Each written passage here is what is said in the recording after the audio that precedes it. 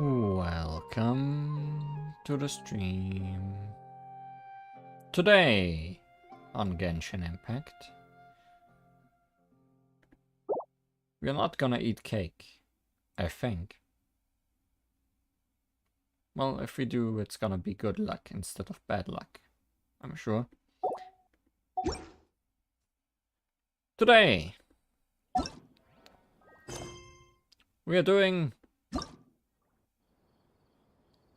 the only story quest that is currently still available, that I have been not doing for some reason. Well, mostly because there were other things to do that were more pressing matters. But today, Sapientia Oromastis. What constellation is that, I wonder? Nahida story chapter. And as that surely will not be enough for a stream, we will also be looking at Hangouts today. Dream of Awakening, Lingering Warmth. One day, you and Paimon noticed that many people in Sumeru City are talking about dreams.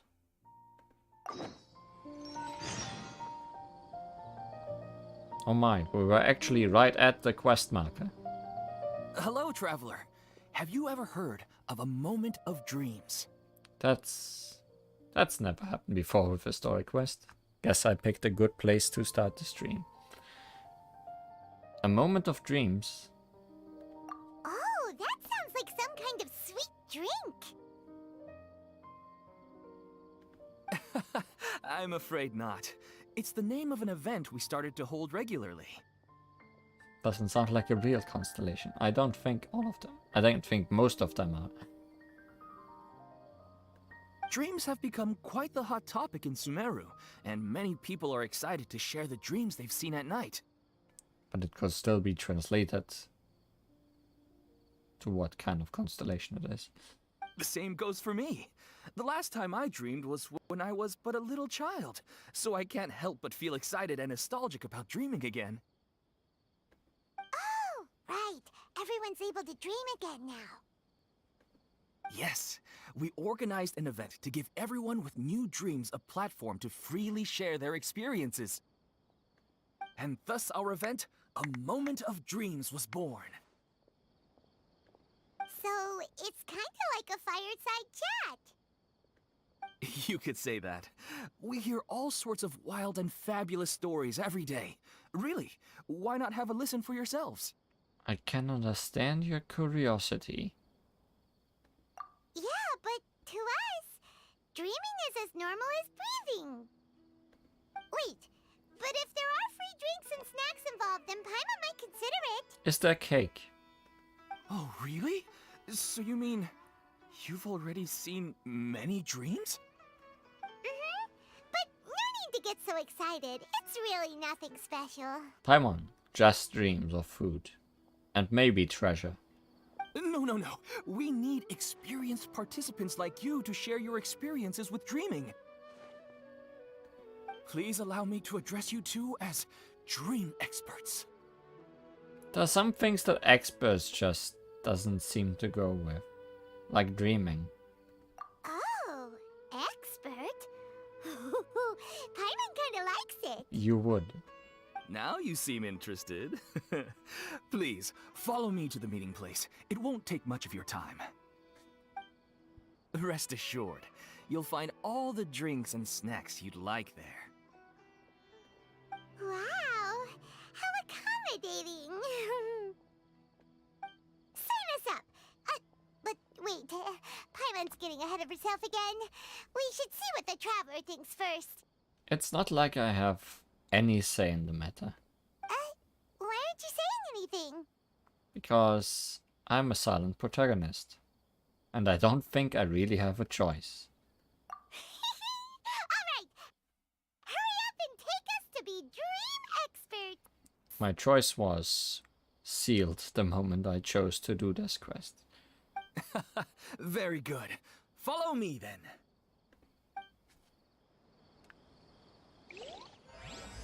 Lingering warmth. Do you know what's the most important part of being an expert?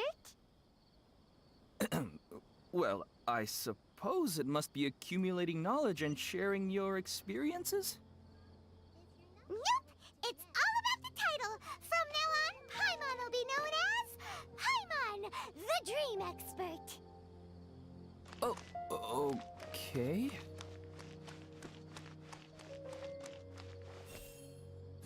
Drunk people are so fun.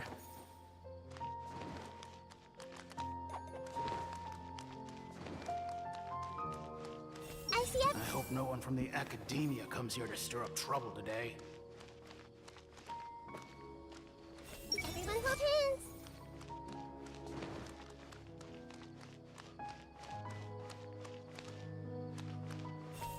Sparkling jewels. They always make me so happy. No point in making any more trouble for myself than is necessary. My manuscript got rejected again? Those editors at Yahi Publishing House are really strict.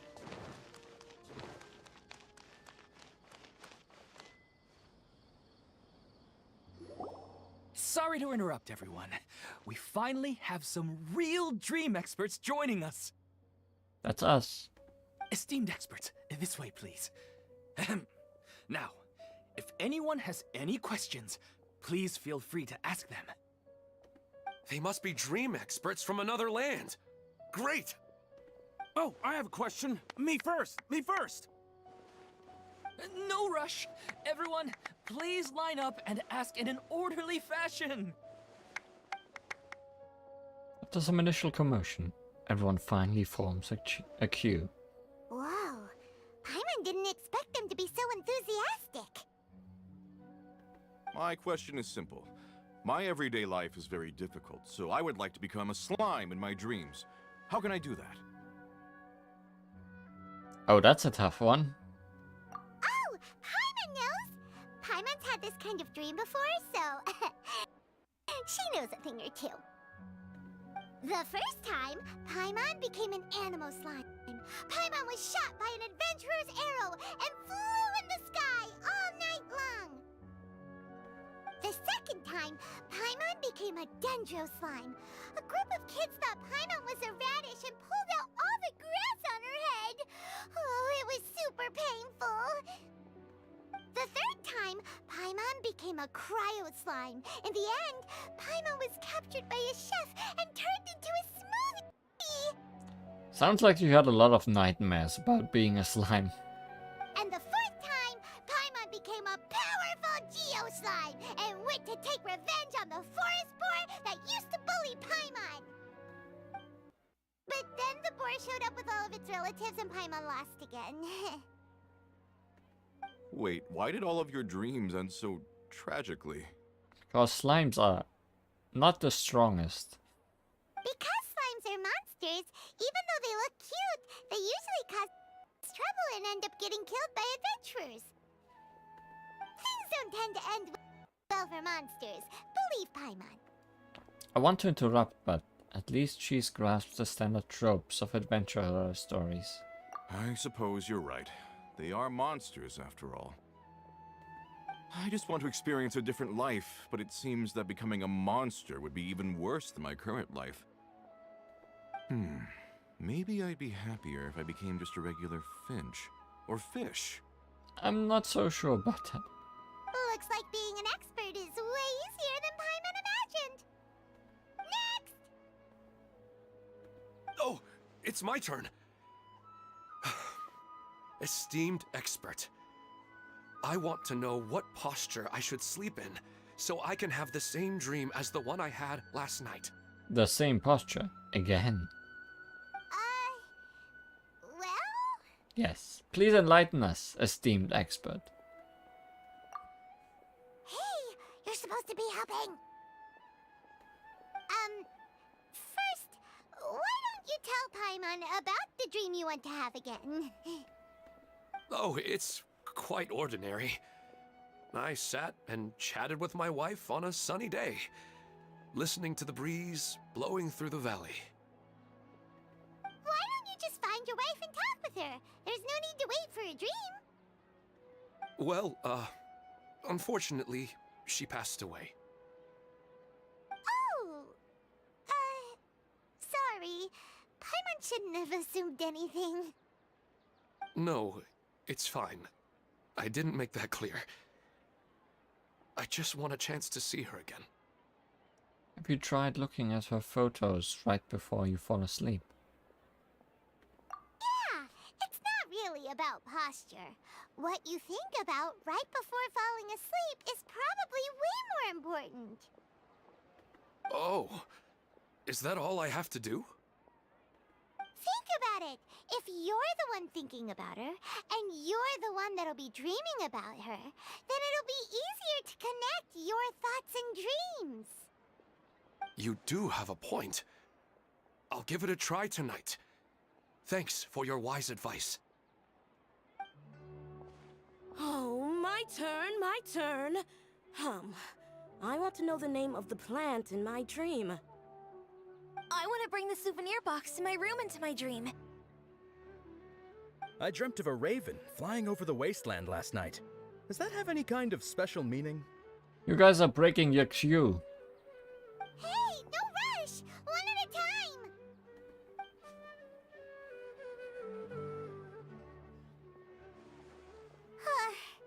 Their questions were way too difficult. We don't actually know anything more than they do. We're just more experienced dreamers, that's all. They didn't really care about the answers. Vivid dreams are just really exciting to them. You do have a point. It's more rewarding to explore and contemplate the meaning of a question than to focus on the answer itself. Right now, these people are like wanderers who've starved for 3 days and 3 nights and are desperate to replenish their energy. Any explanation they get now is like pure sustenance to them, no matter how good the explanation really is. Oh, and now that Paimon has said that, you know who comes to mind? Nahida. Bingo! If she was here, she'd probably be making some similar analogy. Unfortunately, she's super busy right now and may not have time for gatherings like this. Dear experts, we have another guest who would like to consult you. But you saw how we answered all the questions just now. We're not really all that knowledgeable. Ah, but this guest is rather special. Ah. My question is, why didn't you immediately tell me about such an interesting place? Well, we kind of just learned about it ourselves. Huh? Nahida? How did you get here? I live Interesting here. events like a moment of dreams don't happen every day after all. No matter how busy things are, I'd still set aside some time to check it out. Anyway, I really didn't expect to meet you here. Oh, right! If there's anyone that understands dreams, it's you! You should be able to help us answer all these questions. You're not wrong. Alright, they can ask me anything. The more interesting, the better.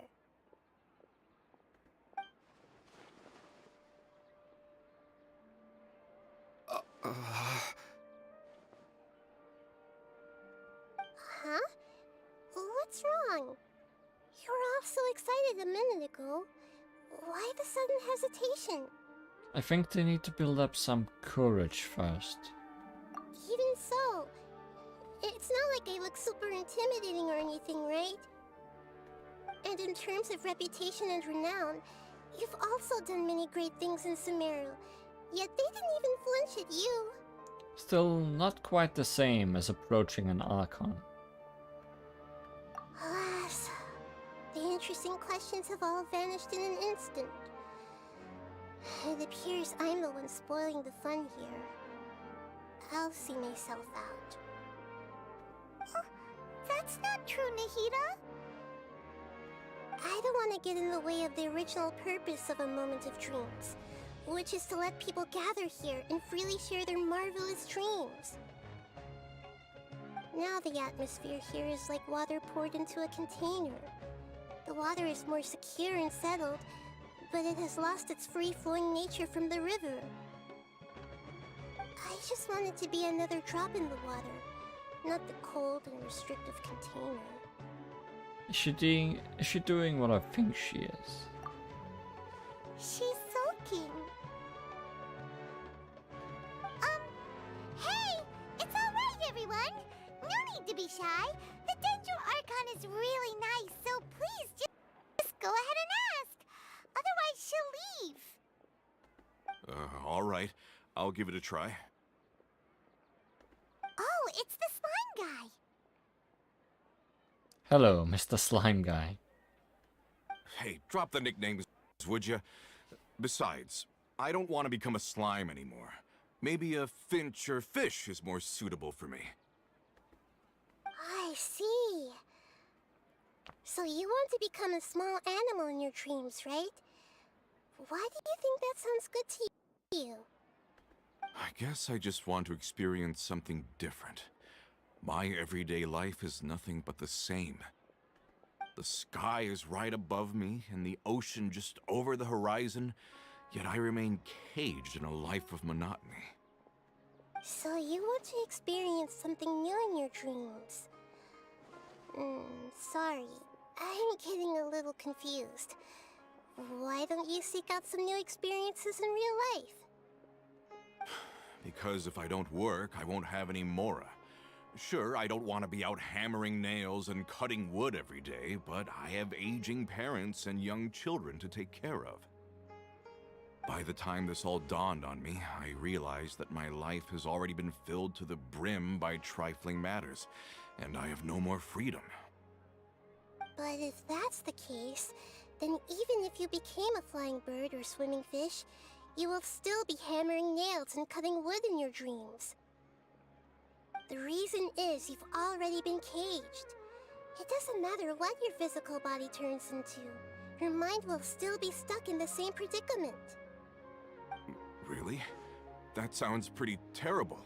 Then what should I do? I don't know everything that you're going through, but how about replacing your hammer? Huh? Replacing my hammer? That's right. Having worked for such a long time, you of all people must know what makes a good hammer. Well, of course. A good hammer needs to be heavy enough to drive the nail in with just a couple taps, and the handle has to have a good grip to it, not too smooth. Come to think of it, I haven't replaced my current hammer in quite some time. Gotta get hammered. You should replace it. Then decorate the handle with something you like. Maybe some ornaments, fur, or hard leather wrapping. Then, write the names of your children on it. That makes sense. I think it'd give me a good boost of energy at work. A new sense of adventure often begins with the little things in life. Furry hammer is indeed an idea, Nahida. You don't need to become a bird in the air or a fish in the sea. You only need to do your best in life, and all those things you cherish will become your source of happiness. Yes. Yes, I get it now. This is a real eye-opener for me. I'll go and pick out a new hammer right away. No, I should make one of my own. Thank you, Great Dendro Archon. That's our Nahida. Only you would know how to get right to the heart of the problem. Actually, I didn't really understand the problem. Huh? I gave him that advice because I once saw a worker doing the same thing. Whenever he became tired, he would look at some names on the handle of his tool. After a moment, he'd start to smile. It really surprised me at the time. My guess is that the names on the handle were of important people to him. I think I understand. You were just drawing from a similar example. After observation, I know this kind of behavior motivates people, but why is that? Is it because of excitement, Anticipation or helplessness? I really don't know. And even if I could know what's going through his mind, it's still difficult to fully grasp his feelings. Oh, Paimon gets what you mean. Huh. Paimon had no idea it takes you so much effort to understand these kinds of things. That's why I was a bit nervous just now. But luckily, seeing his happy face in the end reassured me that I didn't say anything wrong. Don't mind me, though. This is just my way of learning. I'm happy to help if you ever need it. Hey, don't forget about Paimon! Everyone knows that Paimon's also super skilled at reading people's feelings. Thanks, you two. That makes me feel a lot better. Let's move on to the next question, shall we? I already asked the experts my question earlier, but I wanted to hear the Dendro Archon's response too. What should I do if I want to see my deceased wife in my dreams every night? Longing for the deceased. She remembering something about Greater Lord Rukkhadevata? No, she shouldn't be able to remember anymore. Even if you keep reliving those beautiful memories, it'll only highlight the emptiness in your real life. If your wife were still alive, she certainly wouldn't want to see you like this, would she? No, I suppose not. But our time together in my dreams is not just reliving our past together. I don't know. Maybe it's because I miss her too much. But it's really as if she had come back to life in my dreams. She even remembers each and every dream. After I wake up and then continue dreaming again later, we can pick up our conversation right where we last left off. That's really amazing. Statistically speaking, continuous dreams are extremely rare. It's almost as if my wife has obtained a second life in my dreams. But the more vivid she appears, the emptier I feel, and the more painful it is when I wake up. I don't know whether to call it a blessing or a curse. Maybe all of this is rooted in your deep longing for her. Were there any unresolved matters or regrets between the two of you? I don't know. I suppose my biggest regret is that I couldn't spend the rest of my life with her. I really felt like I was ready to move on. I wouldn't be so hesitant now if it weren't for these hyper-realistic dreams I've been having. Huh. You know, they say that whatever's on your mind is what goes into your dreams. But dreams are, and will forever be, just dreams. We are people living in the real world. It's not good to be overly obsessed with dreams. All it'll do is fill up your mind and eat away at your thoughts. Yes, I know. That's why I'm also a little disappointed in myself. I still need to take care of our child. And it's probably not good to let her see me in such a state. Anyway, thanks for your advice, Great Dendro Archon. I'm not sure if he's been fully helped. I'm a little worried about him. I hope he can find a way to cheer up soon. I think I can handle things from here. You don't need to stay here if you find it boring. You're here to have a good time after all.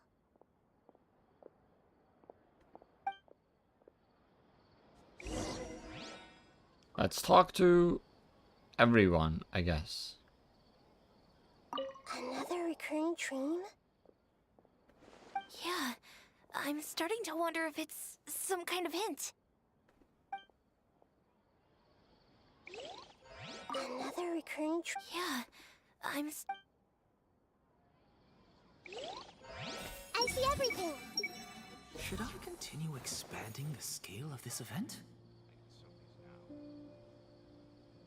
Everyone hold hands! Wow, it's read the Dendro Archon. I don't get it. I see everything. If it is a hint, well, I haven't seen them for a long time. Or maybe a more exciting love life. Nah. Who am I kidding? The Dendro Archon made a really good point. No, I'm curious. I see everything. No. Okay. That would have been weird if that was possible. Cannot read Nahida's mind with Nahida. I didn't expect the Dendro Archon to attend this event in person. It's like a dream.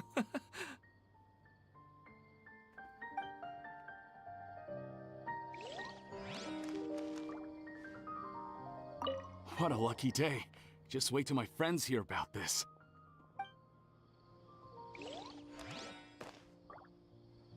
I wish my dreams could be a little more practical, you know? Maybe something like becoming rich and famous overnight.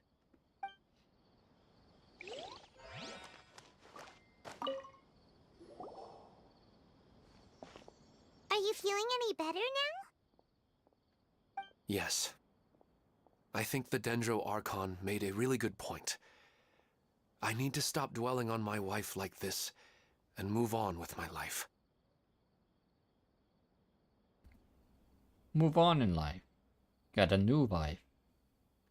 Now that I think about it, my wife and I always meet at a familiar place in my dreams. I know where that place exists in reality, but it's a bit far and dangerous. I don't dare to go there on my own. But at the same time, I feel as if I should go and have a look anyway. Perhaps I'll be able to move on once I see that there's nothing there. Sounds like a good plan.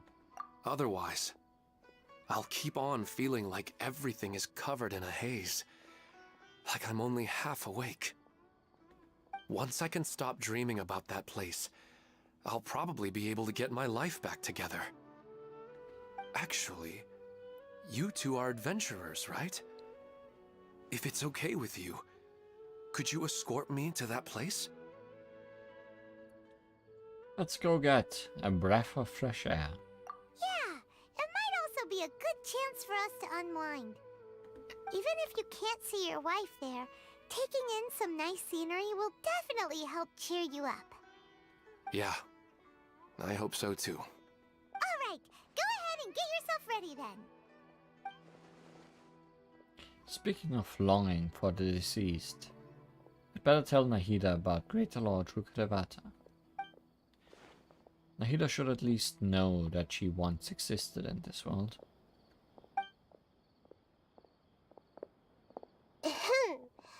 Are you headed off to some interesting place without telling me again? Huh? Wait, aren't you supposed to be answering questions? I just finished, and I really got a lot out of it. So many interesting and novel thoughts. Anyway, it looks like you're going somewhere. Why don't you take me with you? Oh, there's no need to trouble you, great Dendro Archon. I imagine you must have many other important things to deal with. No need to stand on ceremony. Besides, I wouldn't have asked to come along if I didn't have a good reason. I wanted to use this opportunity to discuss with you some things that are puzzling me right now. Huh. I didn't know the great Dendro Archon could become puzzled too. I'm not all that different from you, you know. Alright, let's go. We can talk on the way. I'd better go with her. The whole Greater Lord Rukkhadevata thing will take some explaining.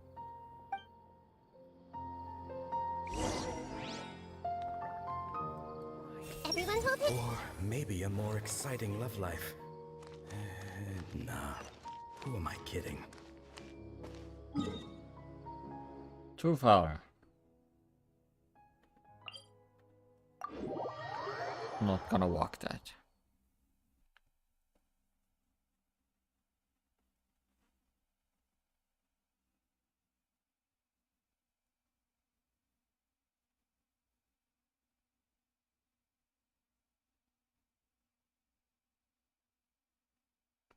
Instead, loading screens.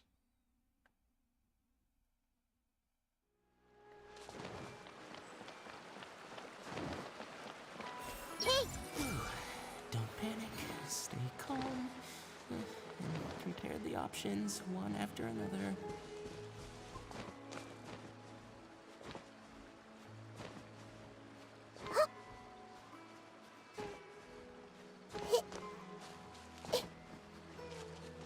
Committed to memory.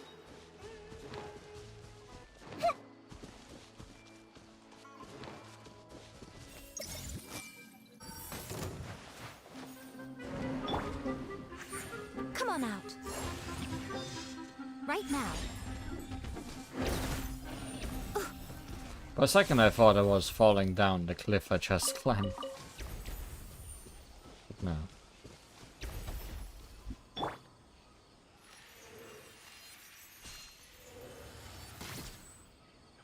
Lucky boy.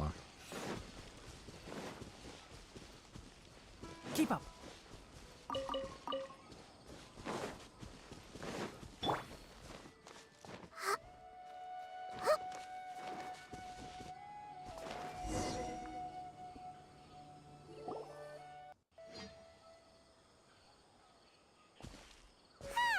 It's always nice to go for a leisurely stroll.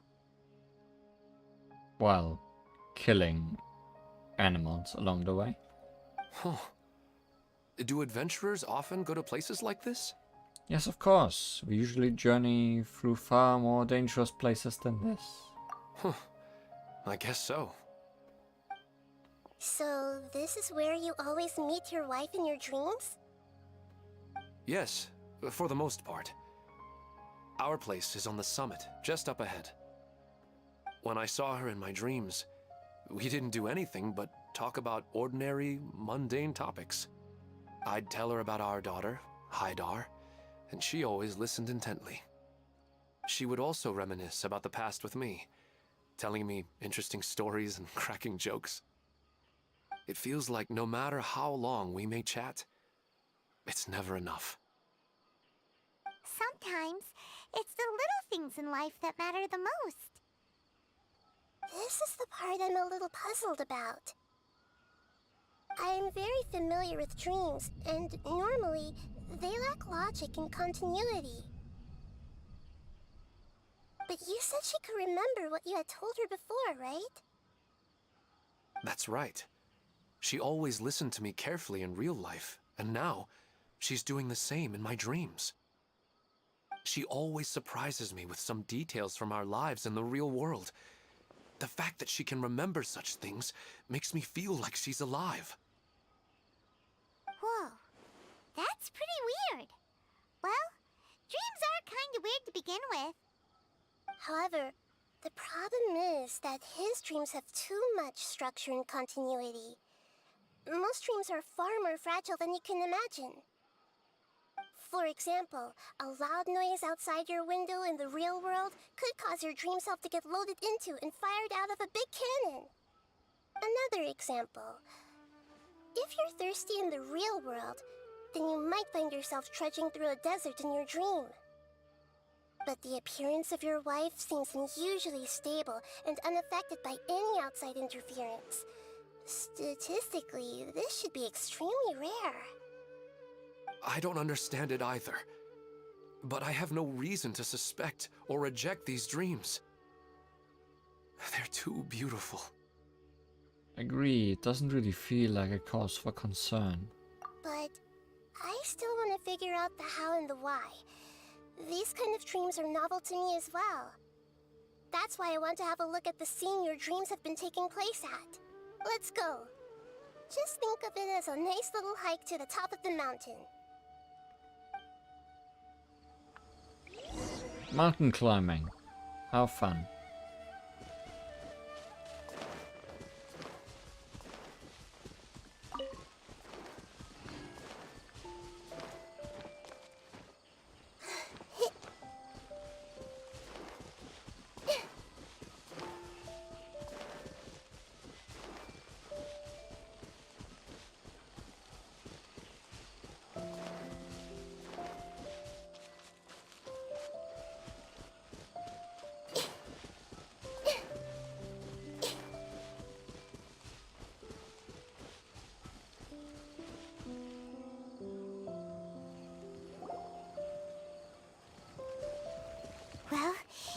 really wasn't kidding. This place definitely isn't safe. No matter. We'll just finish them quickly. They don't seem like they bother anyone. Huh?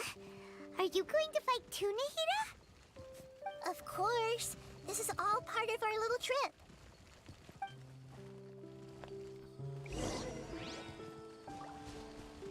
Oh no, you have replaced Nahida with Nahida on my team. I see everything. Show them. Emerge. Right now. Enshroud!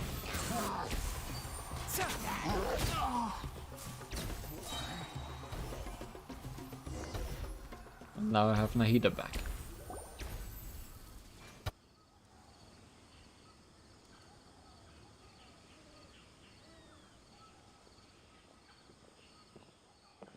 The scenery here is amazing! It also seems like a great spot for eating snacks and taking a nap. Paimon wouldn't mind spending some time here every day either. I've yet to see anything strange about this place. I do not plan to deny the power of longing. Such an intense but unquantifiable emotion could indeed have the power to organize dreams. His wife must be a really amazing person. Huh? Wait, where'd he go? The Hillycharls ate him. Oh, so you are waiting for me here? Well, guess what? I've brought someone amazing with me today. Oh no, he's gone. When the Dendro Archon said she wanted to come with me, I could hardly believe it. I'll bring Haidar once I'm more familiar with the way here. She's been telling me that she really misses you. Huh? What's wrong with him? There's nobody there. Wait, Minar.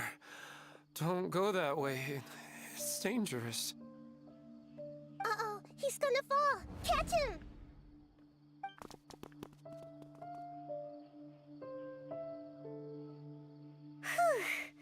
Luckily he didn't fall. But what was all that rambling about? He also looks like he's passed out. He's in a dream now. What he said just now matches almost perfectly with the dreams he's described to us earlier. Oh, so he fell asleep and started to have the same dream? I find it a little strange as well, but we mustn't awaken someone while they're sleepwalking.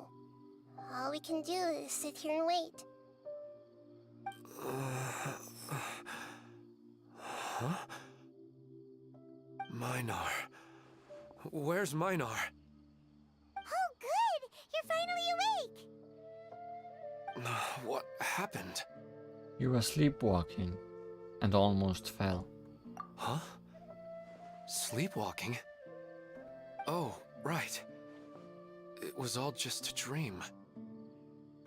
The moment I reached the summit, I saw my wife, Minar, sitting there, and walked over to her.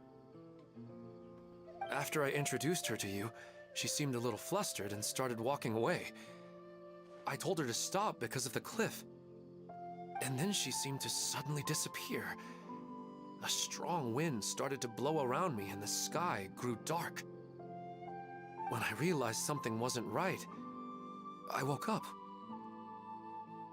That sounds pretty wild. Maybe you were just too tired. I don't think so. I slept a lot yesterday, and I don't feel very sleepy now.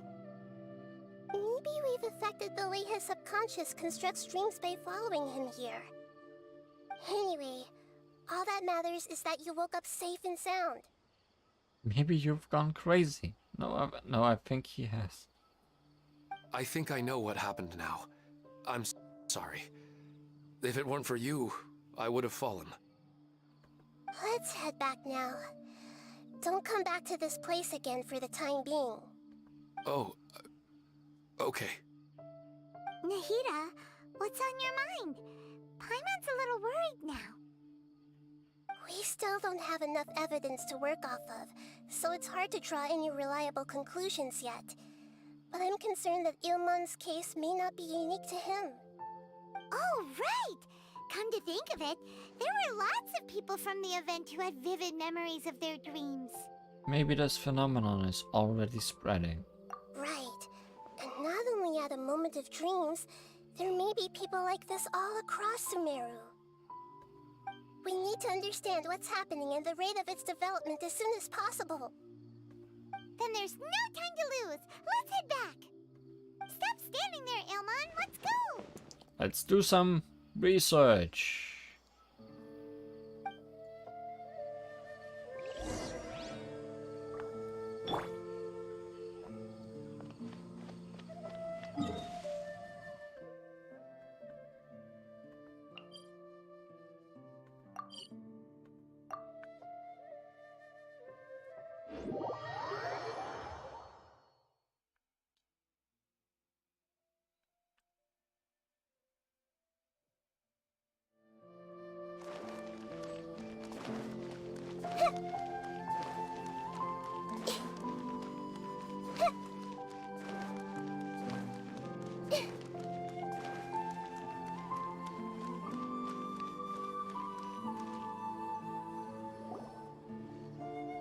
Oh, you're back already.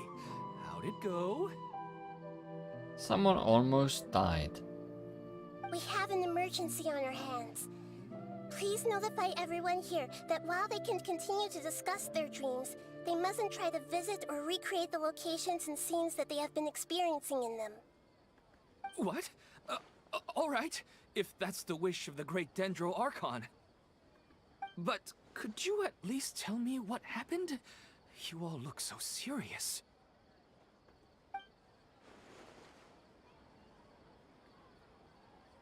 I see. I never knew even a dream could be so dangerous. Don't worry. I'll be sure to notify all the event participants and inform the other staff members about what has happened. Using the event registration list, I should be able to contact more people that were interested in dreams and warn them about the situation. Thank you. That would be very helpful. Let me confirm if all of today's participants are still here. Atta has already left. It seemed that he was on his way to make a hammer, so that shouldn't be a problem. Oh, wait a second. Where's Katya? Has anyone seen Katya? Has she already left? Oh, I think she already left. She said there was somewhere she wanted to go. Oh no. Did she want to look for the place from her dreams too? Can you tell us where she went? Yes, she did briefly mention it. Somewhere near Chatrakam Cave. Alright, thank you. We'll go look for her. Please help us tell the others not to do anything reckless. Sure thing. Who would have known things would have turned out like this?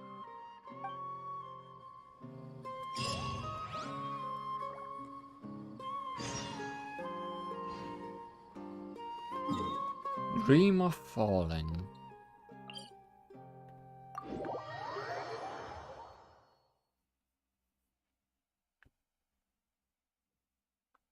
A very common kind of dream, although not one I experience a lot, personally. I know I've experienced it in the past.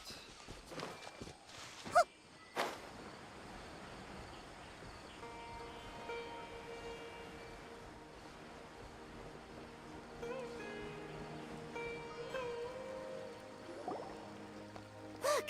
She's sitting over there! And surrounded by monsters! Come on, let's rescue her! Begone, mushrooms!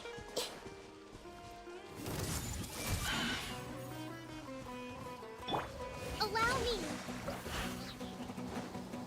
Let's move out. One with the forest. Let's nip that in the bud. Ha! Ha! Za! Hey! She seems to be in the same condition as Ilmon here. Yes, but luckily she hasn't been injured or jolted awake yet. Let's carefully move her somewhere safer. See you tomorrow, Professor Aisha. That's a potted plant, Katya. Huh? Why am I back here again? Nobody else is here. You were dreaming just now. Dreaming? But what about Professor Aisha?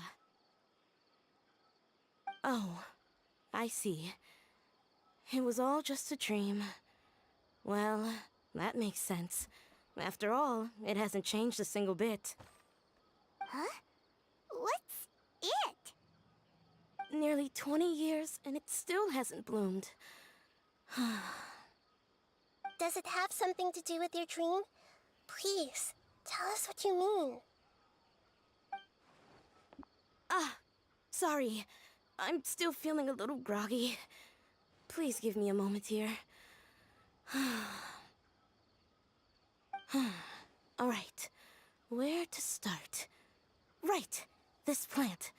So, Professor Aisha gave me this plant just before she left. She was a good friend of my parents, and my first real tutor. She was also an outstanding Amorta researcher. In addition to her extraordinary academic talents, she was also skilled in combat, and would accept lots of work from the Adventurers Guild. Oh, so you mean she's left on an adventure? Yes. When I was about 10 years old, she told me that she must go look for the secrets of the Abyss, and that she would be gone for a long time. I grabbed hold of her and wouldn't let go. I didn't know what the Abyss was. I just knew that she was like family to me. She hugged me, and we cried for some time until I fell asleep. When I woke up, I was already back home. She still decided to leave, but had left behind a letter for me saying that I was the person she cared for most in this world. She claimed that investigating the Abyss could help more ordinary people protect the people and things they care about. She had obtained some important evidence during her past adventures. If she didn't set off right away, she might miss the perfect opportunity. Guess Ad Astra Abyssosque isn't just a slogan.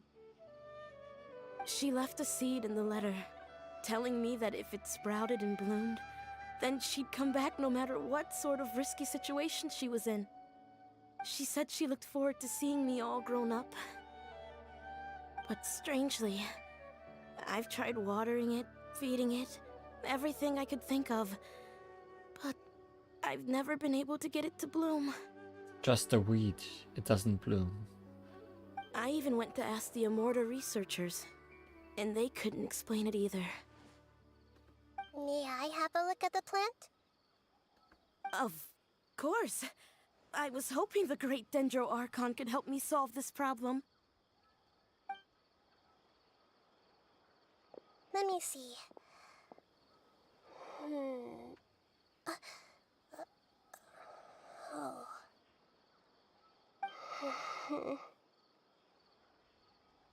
Huh? We've never seen that look on Nahida's face before.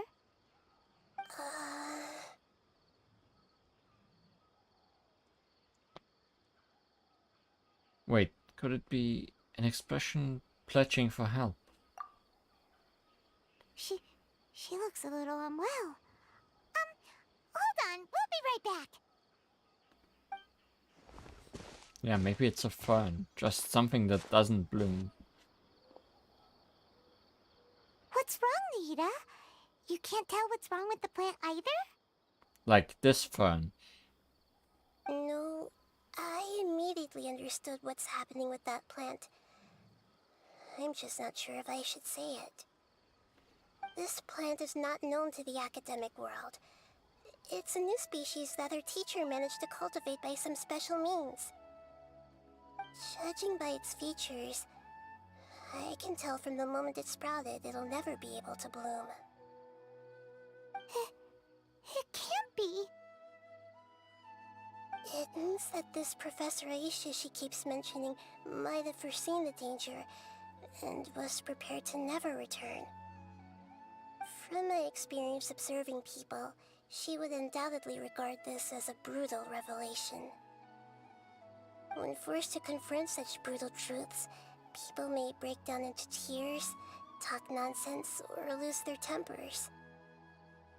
I know she has to face the truth, but at the same time, I don't want to hurt her. Tell me, what should I do? I'll go tell her.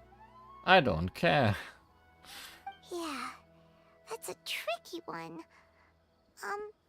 Seems like you've already got a good idea of the feelings she might experience. I'll tell her. But wouldn't that mean I'm just pushing it all on you? What if she just gets angry at you instead? Then I'll beat her in a fight. It's alright. There are all kinds of people, and the examples you observed are just the most extreme cases. I've seen many situations like this before. There's always a way to work through it. Okay. Thank you. Let's go back and tell her.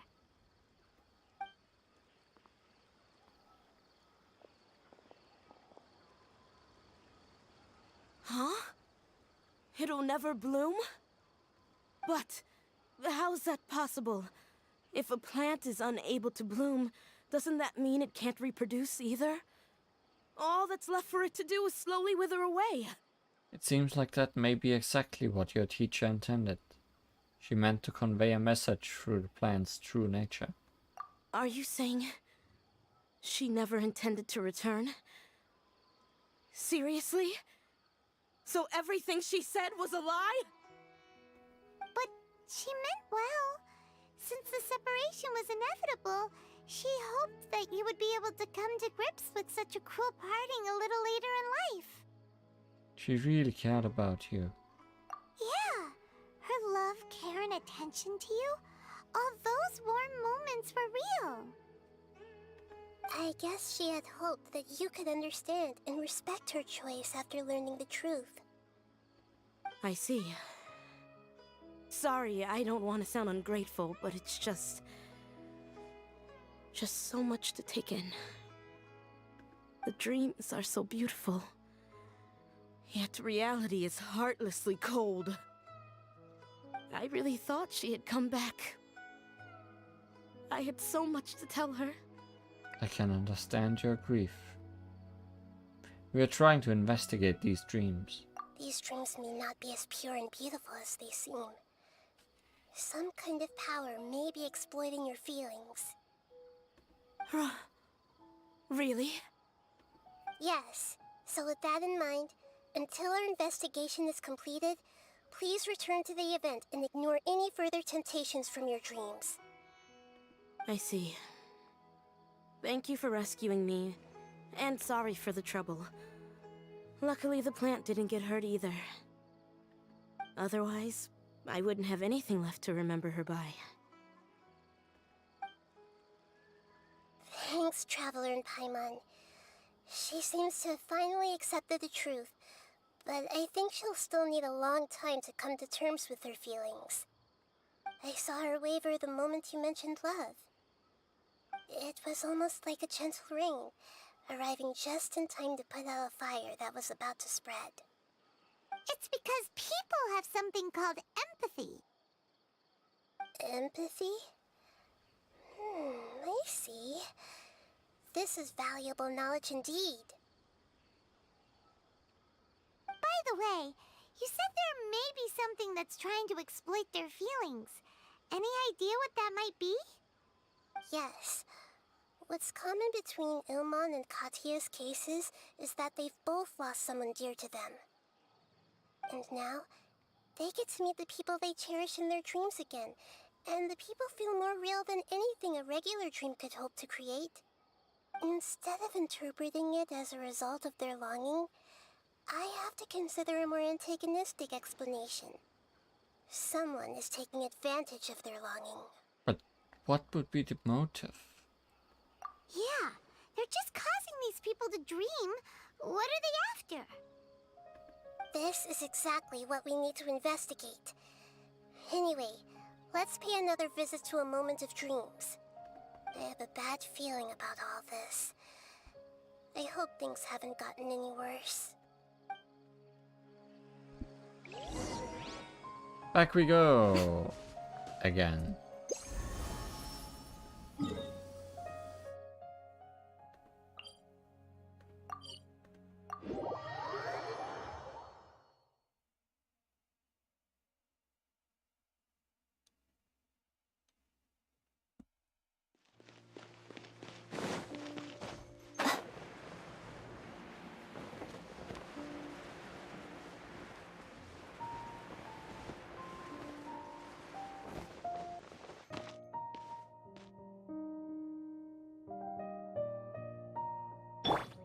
I see everything!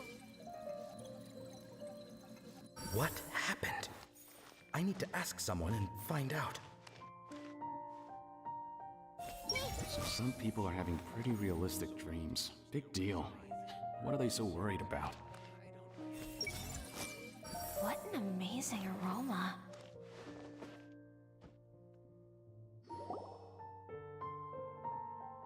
We're back.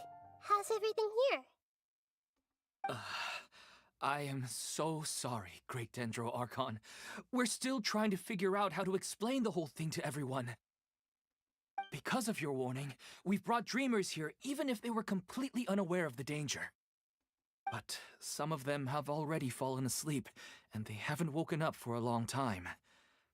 I fear there's nothing we can do about it. A moment of dreams is just a small interest group. We don't have enough staff members to handle this. Just as I expected. It seems my guess was correct. It's the Dendro Archon. She's back. What happened? Why have we been gathered here? Many of you here have been experiencing some beautiful dreams. But I'm sorry to tell you that based on our investigation, there's some kind of conspiracy behind them. Before we learn the truth, please don't try to recreate the scenes in your dreams. Whatever you see, don't be tempted by them. Huh? But... I don't think it's a big deal. Aren't we just dreaming? It's not like dreams will have an effect on others. We've already met 2 people who ran off to the countryside alone and got caught in dangerous situations by falling to the temptations in their dreams. That's right! These aren't just dreams! It's serious! Alright, I get it. So does that mean once we have some conclusive results from the investigation, we can continue to enjoy these dreams? Yeah, I still want to visit my sister in my dreams. No, not necessarily. It will depend on the results of our investigation. I'm sorry if what I'm about to say sounds a little offensive, Great Dendro Archon, but... we had a discussion with the folks who just arrived here. In all of our dreams, we were able to reunite with people who were very close to us. They all seemed as if they were alive again, which makes us reluctant to wake up. Yes, that's also what we've observed in our investigation. So if the results of this investigation would mean an end to those dreams, that'd be quite cruel to us. All of us understand the danger, but perhaps you can't quite understand just how much those people mean to us. I don't think everyone will be on board with the plan to abandon these dreams for good. Before the conclusion of the investigation, they'll at least want to meet the people in their dreams one last time and say goodbye. We've never had such a difficult situation before. It appears that not many people are willing to cooperate. So they still want to return to their dreams despite knowing the danger? It's hard to clearly say who's right and wrong here. Everyone has their own perspectives. That's right. Compared with these sweet and beautiful dreams, our warnings of danger are dull and emotionless. It looks like the situation will inevitably spiral out of control. The more time we waste, the more people will ignore our warnings and return to their alluring dreams. So, what should we do? Find the source and destroy it. Seems we have to go into a dream and find out the truth for ourselves. Or dead. Pedrush, is there anyone here who's experiencing a marvelous dream right now? Let me think. Yes, this way. Good. Please take us there. A marvelous dream. This lady refused to heed our warnings and fell asleep here a little earlier.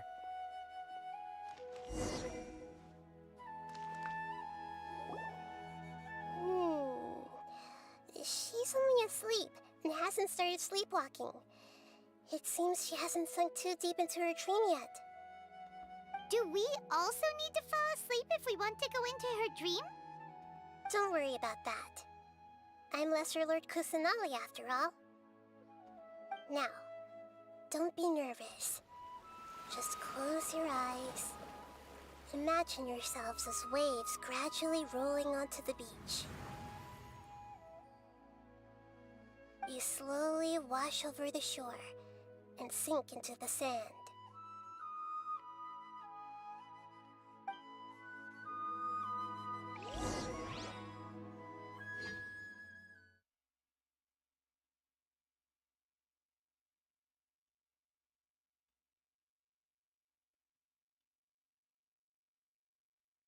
Let's give her a dream she'll never forget.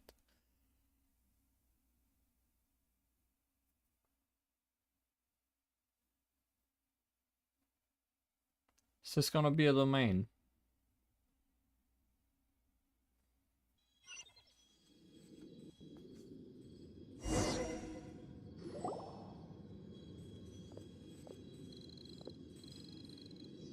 Oh. What's wrong, Traveler? You look a little disoriented. It seems this whole dream situation is getting to me too. Really? Paimon didn't notice anything. Anyway, seems like we've made it into the dream. I thought we would arrive at some familiar scene, but we seem to have landed in a completely unfamiliar place. Full of mushrooms. Whoa! So many giant plants! Even in the sky! Amazing. Theoretically, we should have gone straight into Debbie's dream. Things do seem to have gone a bit sideways here. Anyway, let's see if we can find any leads.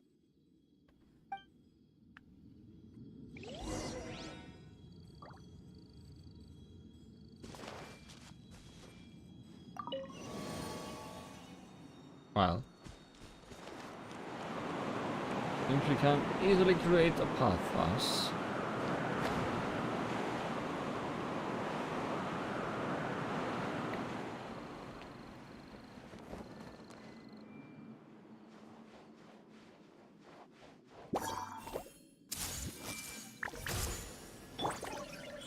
Emerge, right here.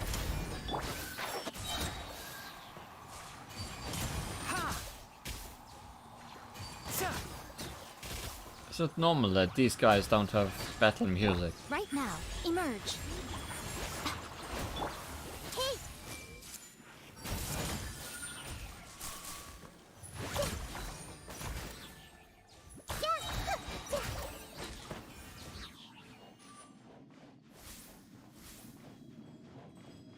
Maybe nobody's dreaming of battle music.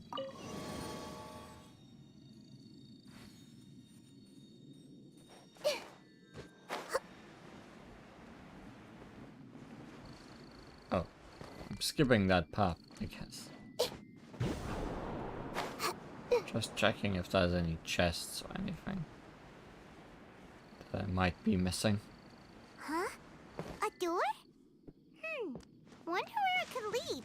To the other it's side. Not like we have any other way to go now. Let's go in and have a look.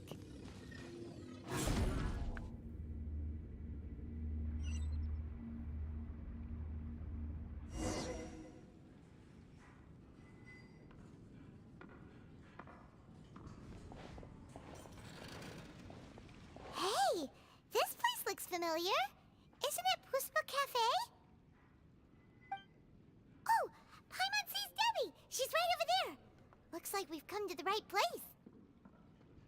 These alluring dreams often portray a scene from real life, which concurs with our previous findings.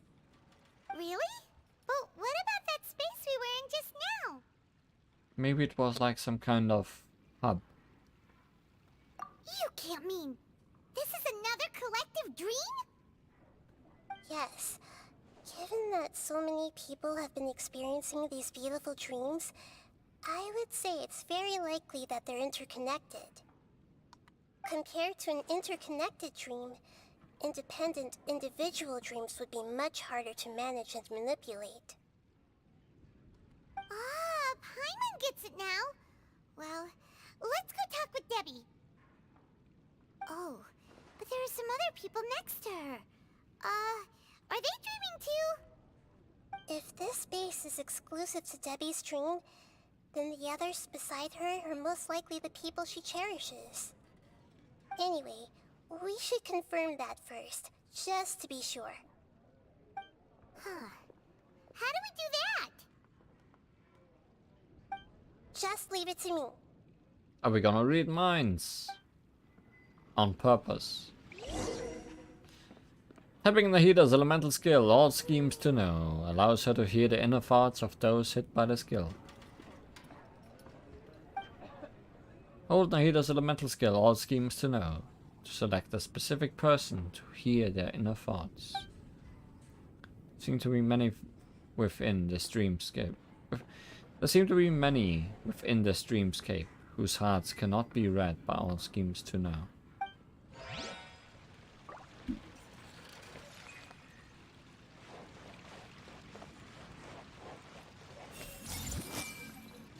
I see.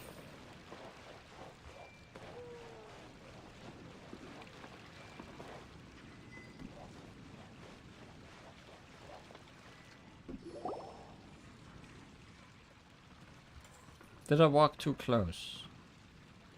The coffee here still tastes the same as ever. You two have traveled all around Tibet. Surely you've all tasted better coffee than this. I suppose so, but no matter how good things may be elsewhere, nothing beats the taste of home. That's right. It's hard to change your tastes. Anyway, here's to your return home. Welcome back, everyone. Okay, now we read minds. Everyone hold hands!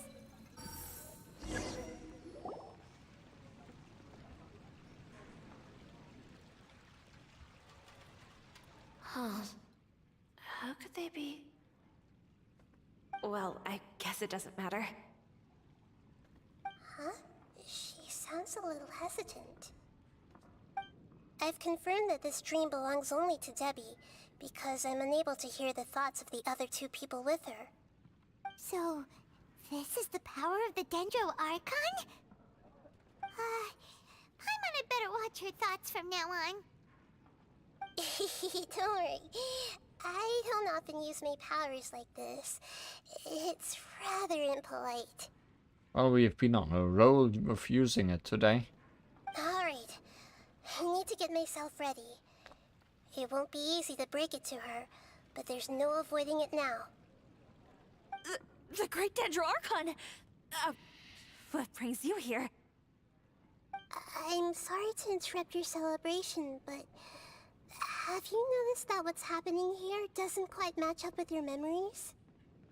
I don't quite understand. Great Dendro Archon.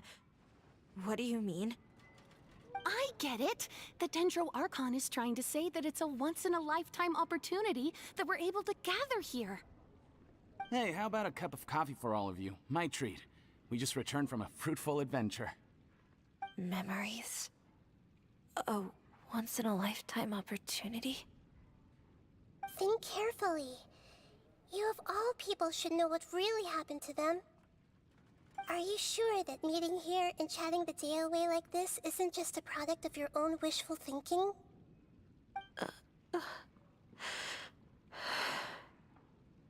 Yes. The reports from the Steambird were true. The ship they were on struck a reef and sank. And I never heard from Basima and Gaspar again. Hey, come on now. What are you talking about, Debbie?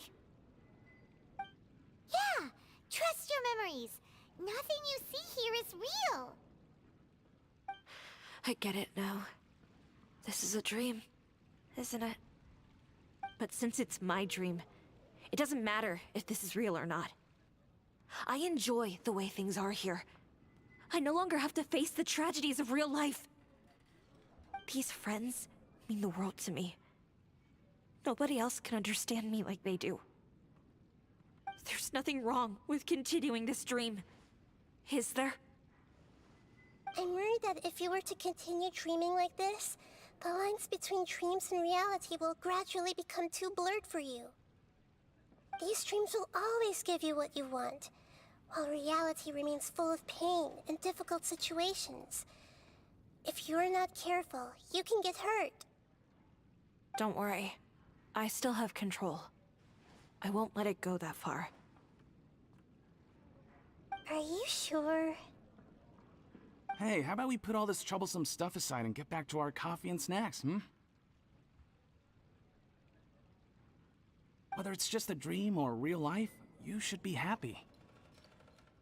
You can't just brush off something like this. We don't even know how you people got here or where you even came from. Don't push it, Paimon. These are important people to Debbie. Sorry. Paimon didn't mean to upset anyone. No, it's alright. I understand that you're just trying to look out for me. It seems that for now, this place is still relatively harmless for you. But I wonder if there's any way to go deeper into the dream.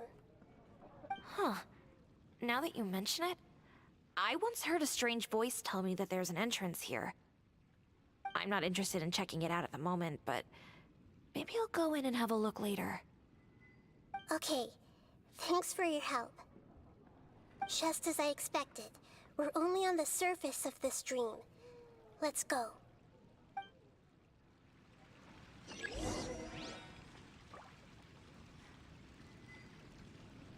Hey! It's all just a dream. Everyone hold hands! I think I need a moment to calm down. Hey, what's with the sad face? Yeah, there's no need to worry about all that complicated stuff.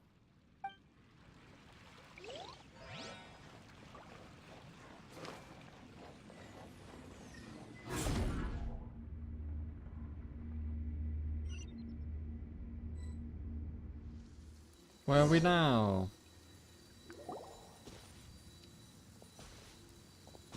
Oh, back in the in-between, I see. Huh? What are we doing here again? Wait a second. We were just up there. No, down there? Did we go up or down? Don't panic. This is how dreams work. We've left Debbie's dream, but the dream is still continuing onward. I'm not sure where it'll lead us. This dream has the ability to create imaginary people, which is why people are so unwilling to wake up. If it weren't for what we just saw, Paimon might still find that a bit hard to believe. So what awaits us further in the dream? I have a guess. If these dreams are connected, then there should be some sort of order to them. The fact that Debbie was able to realize that she was dreaming means that she is not very deep in the dream yet. But the space we're in has been turned upside down. Do you remember the characteristics of dreams that I mentioned earlier? Oh, right! Dreams are chaotic. That's right. It's possible that we're heading deeper into this dream now, and the deeper we go, the closer we'll get to the essence of the dream. Right! So the answers might be waiting for us deeper in the dream! We should hurry. Yes, and we should get ready for whatever we may encounter.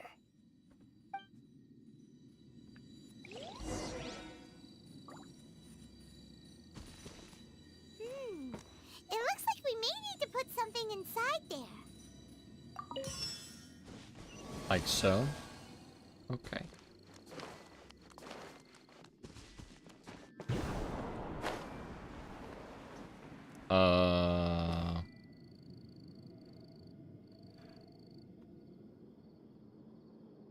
Electro Regis wine?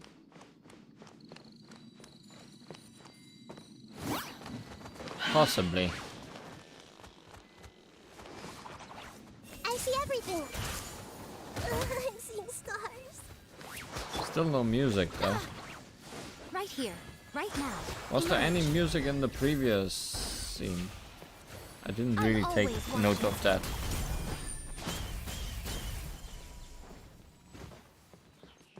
Wow, how did you survive, all people?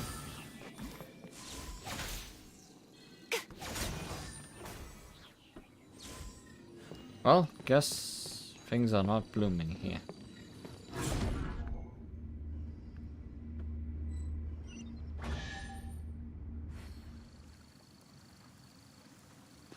Okay. Whoa. When it rains, it seems to disappear slowly. Yes, and it appears again as soon as the rain stops. It's less like a flower, and more like a dendro slime that's trying to keep out of sight. Here we go again with Nahida's analogies. But my treasure. Hey! Sharing my knowledge. Right here, right now, right here. Enshroud! Wrestling rebuild! Torrent, bring refuge!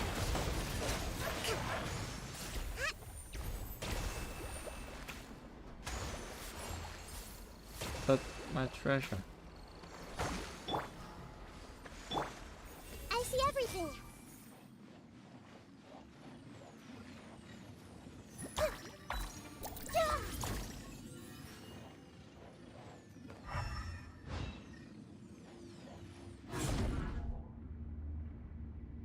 Huh? Are we back up here again? Wait.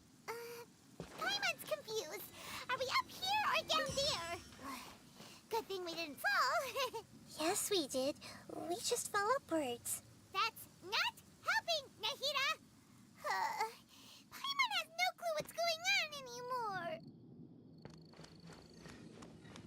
I should have ran in and gotten that chest while I could.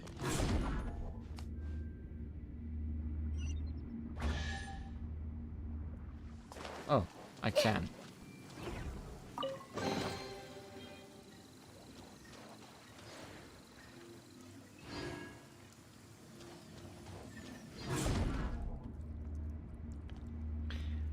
I feel like there's a puzzle here. Don't know why I'm getting that feeling.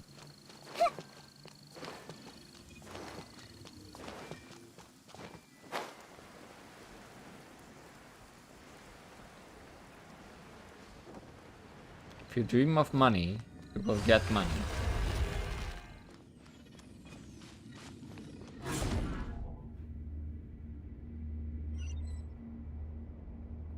That's just logical.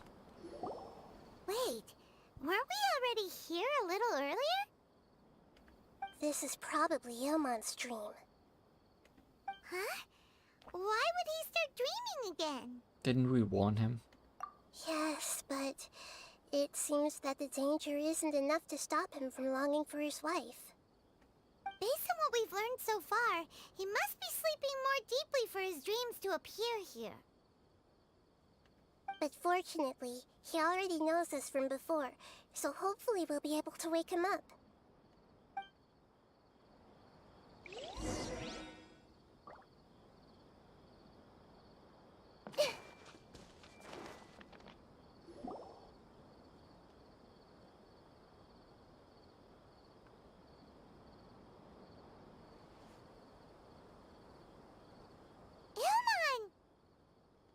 Oh, it's you.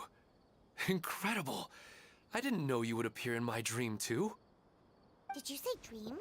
Wait, so you know this is a dream? Of course. Such good things rarely happen to me in real life these days. Here, let me introduce everyone.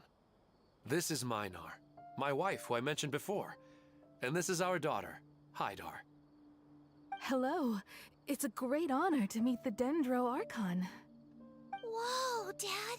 You know the Dendro Archon? That's amazing! And what's this? Is it a new toy? No, it's Paimon, not a toy! Anyway, now's not the time for that! Nahida, this doesn't seem to add up with what we were expecting. You're right. Let me think for a bit here. Ilman, did you secretly go back to that place again on your own? Oh, right! We didn't see him in a moment of dreams earlier. Paimon thought he'd gone home. Sorry. I just had to make sure that Haidar could get a chance to see her mother. I had gotten pretty familiar with the hike, so I brought Haidar with me.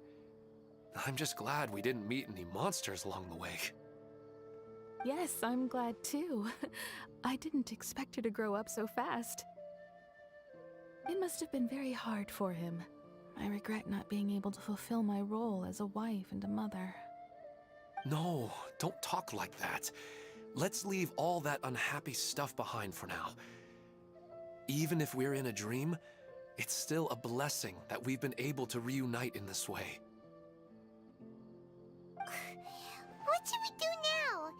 Should we tell him the truth? You can let me break the news. I should be the one to do it. I'm sorry, but I should tell you that your dream did not create us. We are real people with our own consciousness. Like the last time we met, we are still investigating this dream, and we've already learned some things about it. So you mean there's something nefarious with this dream as well? Ilmon, what's going on? It seems the reunion of our family is destined to only be temporary. Huh? Is Mom leaving? Mom already left. Maybe. But in all likelihood, that is indeed how things will end. Oh. No, Mom, you can't leave! I'm afraid I don't quite understand what's going on. Don't worry, Haidar. Mom's not going anywhere. Please, don't cry. Minar doesn't understand any of this. I'm fully aware that this is a dream, so that's why I've never told her the truth, but never mind. It's not like I would know what to say. I mean, I don't get any of the complicated stuff. But regardless of whether this dream is good or bad, you're here to resolve it, right? Yes. Then please, let us enjoy this moment for just a while longer. Regardless of whatever caused this dream to come to pass, I feel extremely grateful to have had the chance to reunite with my family. But does this dream really have to disappear? I'm afraid so. Sorry. Okay. I see. Please, come this way. You can go even deeper into the dream by heading in this direction. I have heard that the further down you go, the more pleasant the dreams become. And the more you want to stay. The answer you're looking for may also be found there. Go ahead. Thank you for helping us, and I'm truly sorry. You're welcome. It's not like I have any say in the matter. I'm just an ordinary person after all. Who am I to interfere with the work of a god? Also, there's music here, just noticed. So maybe there just is no music in the in-between. I'll be right behind you. I should at least let Minar and Haidar know what's going on here. Otherwise, my daughter might be mad at her mother after we wake up. We're not doing something bad, are we, depends on how you define good and bad. Hey!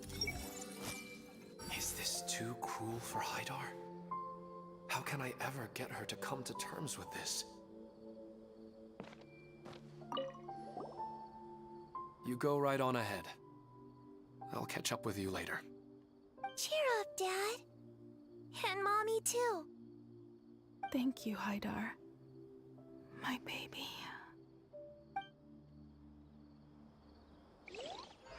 Are we evil to want this dream to end?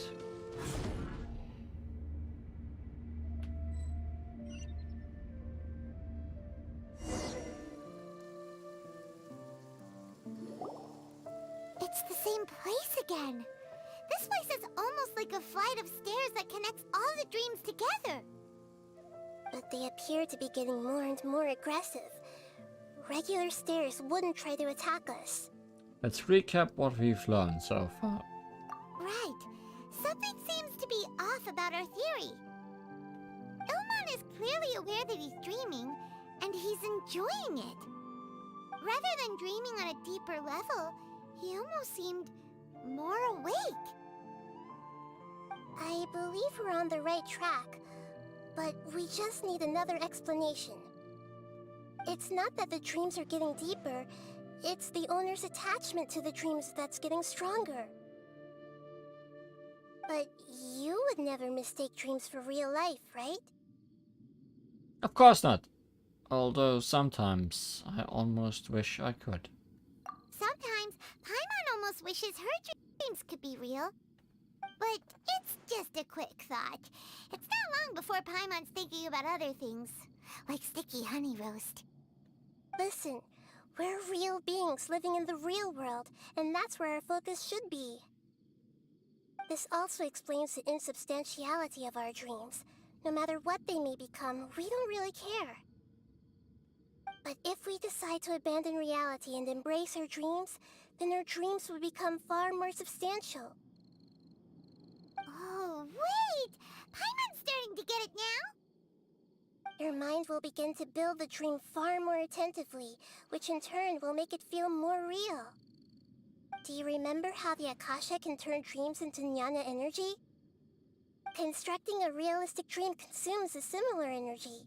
Which means there's another dream out there that's responsible for this. Does that mean there's a host of these dreams here like Milu during the Subzero's festival? If we wake that person up, this collective dream will end, right? Most likely. But the collective dream in Sumeru City was created by the Akasha, and now the Akasha has been turned off. This has nothing to do with the Aranara, and humans are not capable of creating a collective dream, which means... The host has something to do with the Akasha. Huh? So, did someone manage to restart the Akasha? That's impossible. But they are probably a scholar of the academia who had a close connection with the Akasha. Even so, how did they manage to do it? And how did they choose the host? Let's keep moving. Yeah, we haven't gotten to the end yet. Once we know their motive, all the questions will resolve themselves.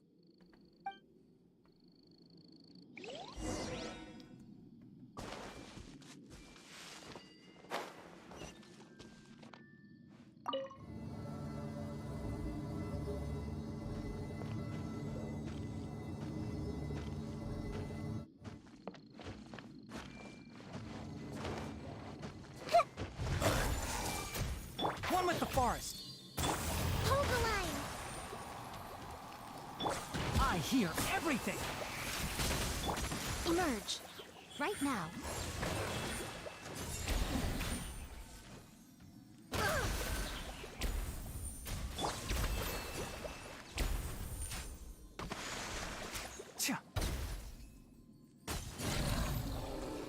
Well, that was very laggy.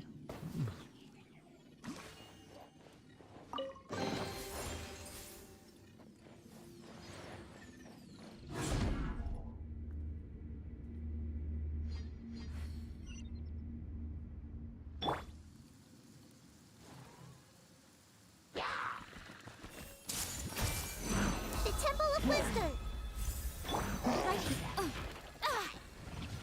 Temple of Wisdom, Right now. right here, right now.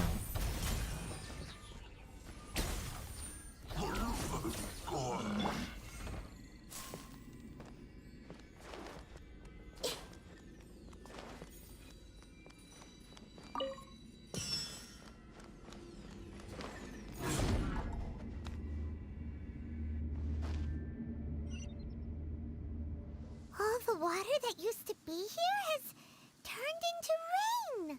Then let's get through here before the water level rises.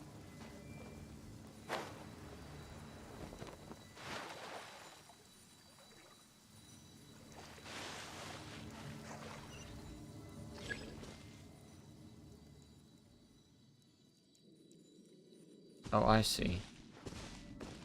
There's a time limit. Also, cannot climb this.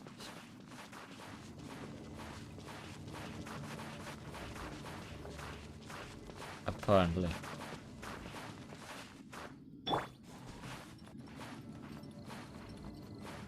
I found another fun wall.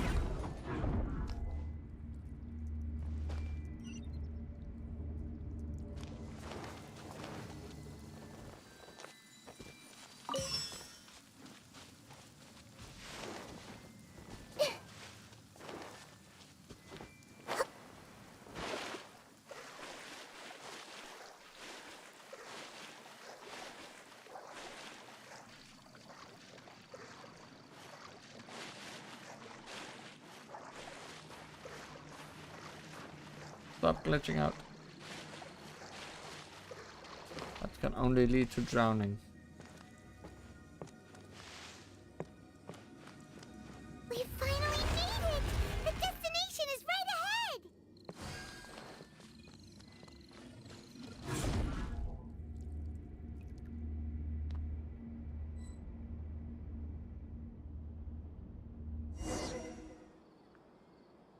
Wow! A new place!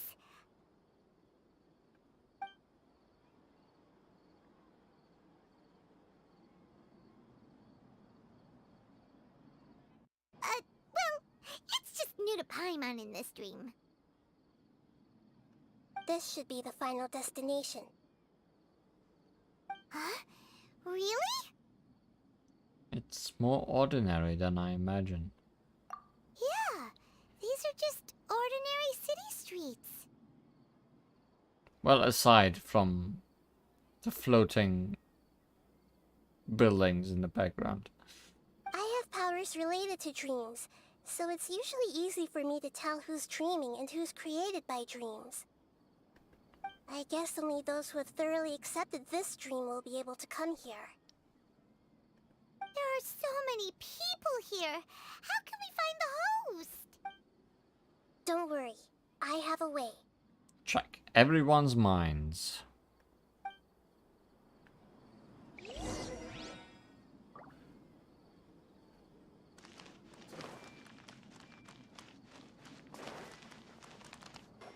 Everyone hold hands! Denise is always so calm. I wish I were the same. He's just in an ordinary dream, so it shouldn't be him.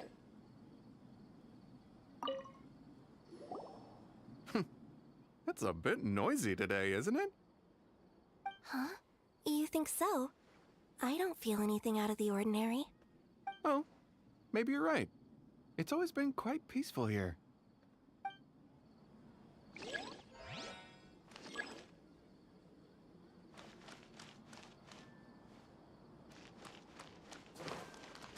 I see everything! Shadia has such good taste. I can never go wrong with her opinion. No, doesn't seem to be her. What should I buy? Hey, tell me what you think, Shadia. Ooh, how about this? I think it would really suit you. Let me have a look. Oh, it looks great!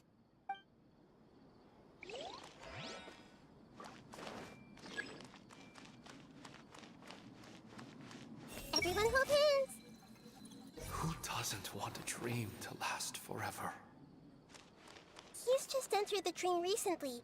It's definitely not him. Wow, what a beautiful place! Look, Mom! The scenery is so pretty here! Be careful. Don't fall now. Define pretty. Oh, hey. Seems we somehow managed to get here before you. Huh? How did you beat us here? Didn't you have to go through that super crazy confusing place? I'm not sure what you're talking about. All we did was walk through that passageway, and here we are. Oh, so it's only being difficult for us, I see. We're in a dream. The concept of fixed spaces doesn't always apply here.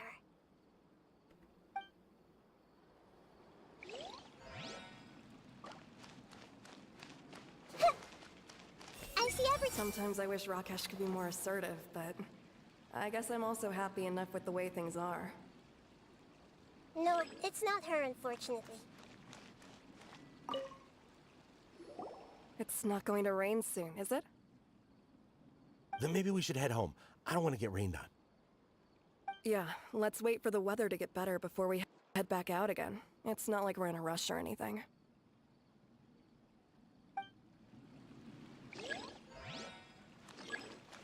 Hey!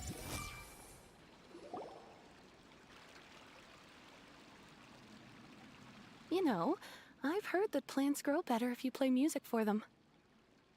And on that note, it's been a while since I last heard you play. Sorry, I've been a little busy these last couple days.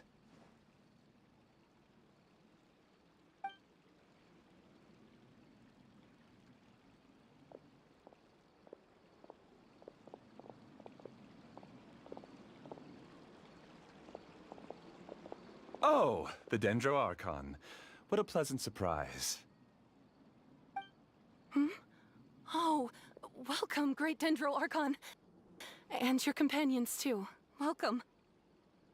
Well, well, well, if that guy does not look like he's working for the academia. I'm Amira. I run the flower shop here. And this is my husband, Moses. Yes, how may we help you? You already know all about me. There's no need for all the pleasantries. Perhaps I should call you the dream's owner?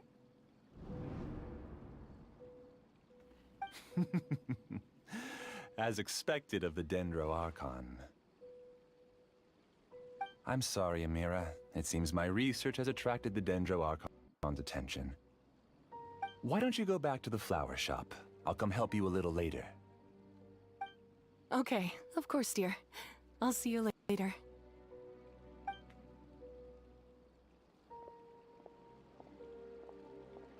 It appears that I was too naive to think I could deceive the Dendro Archon in person like this. To avoid looking like too much of a fool, allow me to ask the first question. How well would you say you understand this dream? This dream was built by the Akasha, and it has the power to create imaginary people who no longer exist in the real world. As for you, you found a unique way to become the owner of this dream, going so far as to have even given up the ability to wake up again. Given up the ability to wake up? Impressive! You truly are the embodiment of wisdom. Please, tell me how you were able to arrive at such a conclusion. In return, I'll answer the question you're most curious about. It's simple. Apart from you, this space only consists of real people who are dreaming and imaginary people who are created here. Although you are here, and appear no different from the others, I can't sense your dream. How can I wake up a person who's already awake? Fascinating. Since you're the fully awake owner of this dream, it can never collapse from you waking up. Theoretically, this should also give you absolute control over this place. I have to admit, it really doesn't get much better than that. But even knowing all of that, one question remains. How did you do it? Isn't the answer right in front of you, great Dendro Archon? It's because I've dedicated my entire reality to this dream. I uploaded my entire consciousness into the Akasha when it was still running. Your entire consciousness? That's insane. Actually, this all started because of an accident. My original goal was not about the Akasha or a collective dream. No. You were motivated above all to create a hyper-realistic person. The desire to reconnect with a real loved one is the one shared sentiment between all our dreamers.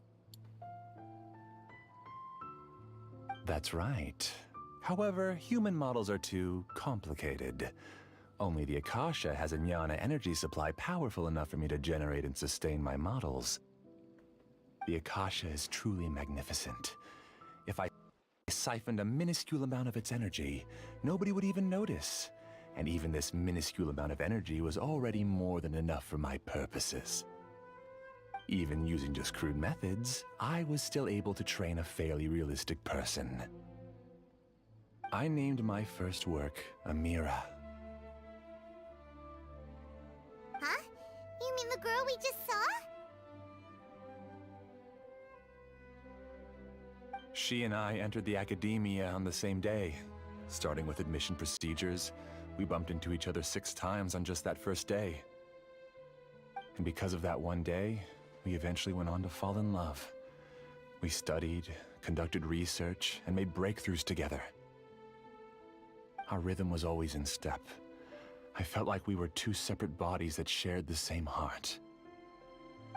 However, Elazar later took her from me. So you're gathering others like you? Yes. I need more training samples to perfect Amira's personality. I found their details in the Akasha's database. Using the pretext of testing for mental health disorders, I implanted signaling devices in their bodies. This way I could connect them to a network, and Amira could feel their yearning. Little by little, they helped her to grow and develop a warm, human personality. To improve my efficiency and allow myself to focus on nothing but my research, I uploaded my consciousness as well, and became a part of the network. So, technically speaking, it's not that you won't wake up, it's that you can't wake up. Yes, because the Akasha was suddenly turned off, I lost all of my jnana energy. I became imprisoned in the very network I had constructed. At first, I panicked. But, after coming to grips with the situation, I realized that I could restart this world as long as I could find a replacement source of jnana energy. That means everyone in the network is providing you with jnana energy! That's all there really is to it. I don't think I'm doing anything wrong. I'm just saving them as well as myself. I provide a beautiful dream, and in return, I harvest their jnana energy as fuel for the dream. They can wake up anytime they wish. People need to sleep anyway, so why not have some beautiful dreams while they rest? I agree. This is the home we spent a great deal of effort on to build for ourselves. Yeah, she's right. We're staying here of our own free will. I don't understand this at all, but I just want to spend some more time with my family. I don't want them to be sad. Thank you, dear. Great Dendro Archon, I hope you can understand. You don't need to gather around here. It's all right. The great Dendro Archon is nothing if not kind and considerate towards her people. She won't interfere with what we're doing here. Or will she? Uh-oh. Now he's playing dirty. He used the imaginary people he created to influence the real people. He turned the real dreamers against us. It seems like I won't need you to answer my last question. You're willing to tell me all your secrets because you have nothing to fear. If you use real people as your weapon and turn them against their Archon, then there's nothing the Archon can do. They just want to be with the people they cherish. I don't think there's anything wrong with me providing them with that opportunity. They don't wish to eternally part with their spouses and friends. What's so wrong about that? If you understood humans a little better, or had also experienced firsthand the absolute devastation of loss, then perhaps you wouldn't be so cold towards us. He's not cold at all. You don't know the first thing about her. If you had used your talents and determination for a just cause, you could have become a sage of the new generation. Unfortunately, you've committed one of the 6 cardinal sins of the Academia by attempting the forbidden and fearing none. You equated people's feelings with cold jnana energy and deprived them of the pain that they have to face. You lured them into these dreams, and even now, remain completely unaware of how evil all of this truly is. Pain? Luring? Those kinds of things haven't existed here from the moment this world was created. She's right here. This is Ilmon's child, Haidar. Huh? My daughter? What's wrong with her? This dream relies on a set network, which means that only those with devices planted in their bodies can enter this world. Carefully think back and retrace your steps. I secretly went back to the mountainside with Haidar. Minar was already there waiting for me, and Haidar was able to see her mother. You mean she isn't actually the real Haidar?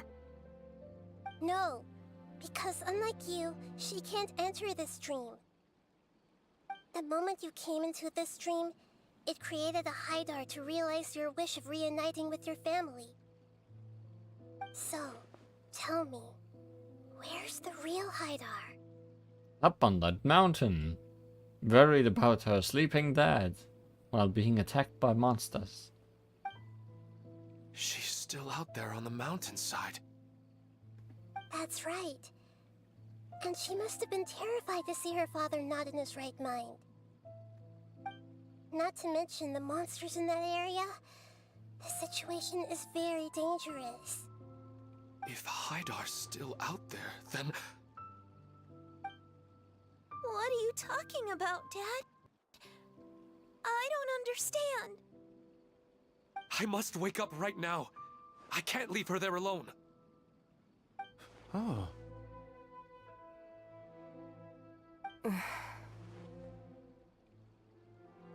It seems the others have also remembered something.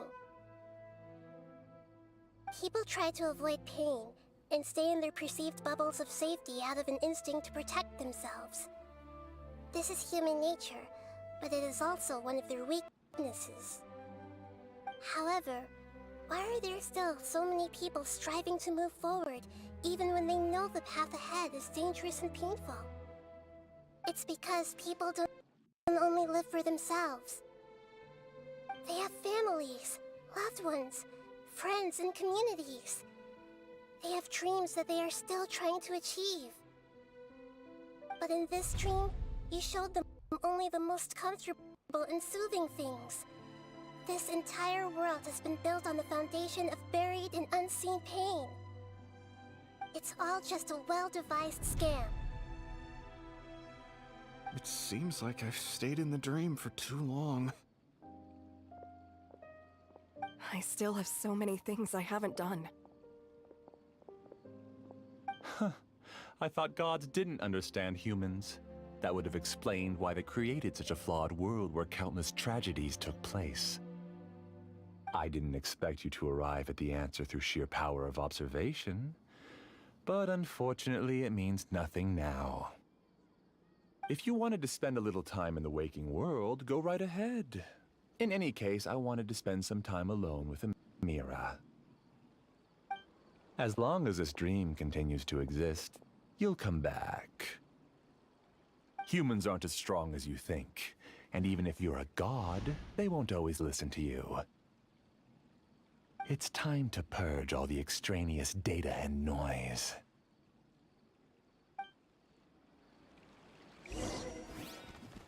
Oh. Monsters! Be careful! All of you, please get out of here and find somewhere safe. I am the master of this dream. I can create endless waves of monsters with the snap of a finger. Don't worry, they'll wake up before they get hurt. Amira doesn't like to see others in pain.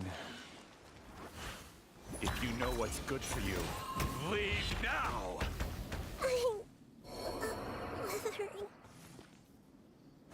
Well, I left. Emerge. One right way or here, another. Right now.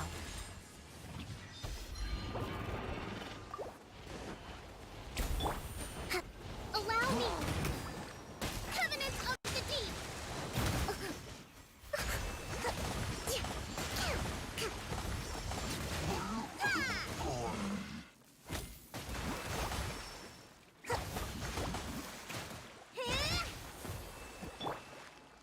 Everyone hold hands! Okay. That's why I was running away. Because while they were talking, I could not use this. But apparently nobody wants to say anything anyways. Emerge. Right So, here. Emerge. that death was not necessary. Although these mushrooms are also just very aggressive. I see everything! Right here. Emerge. I'll uproot you.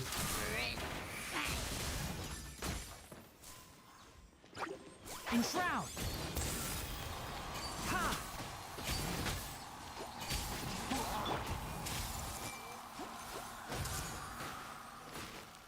Make yourselves at home! Right now. Right here. Rest and rebuild!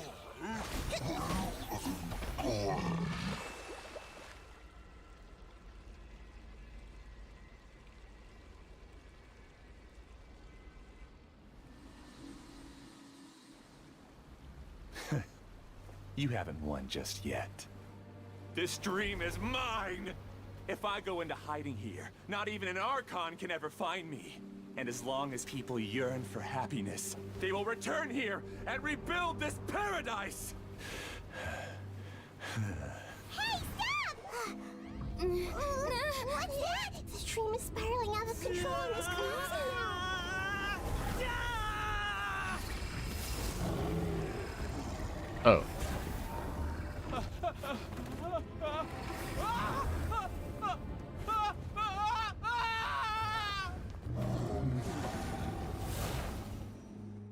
Oh no.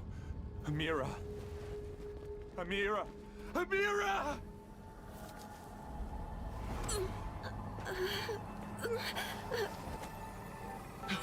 Amira, are you all right? I don't feel well.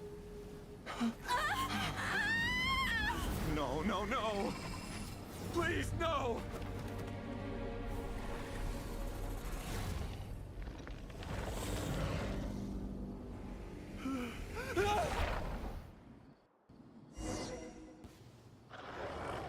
Amira.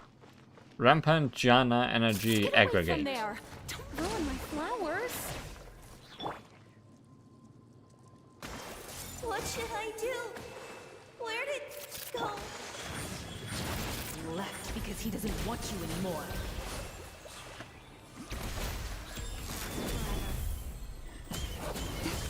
Emerge. Right here. Hey, it was the first time I think that the game itself was having to pronounce squares. And it did it essentially the same way I do.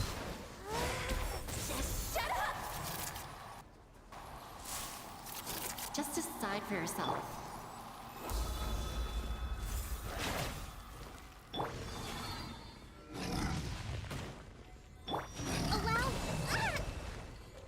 Billowing surge!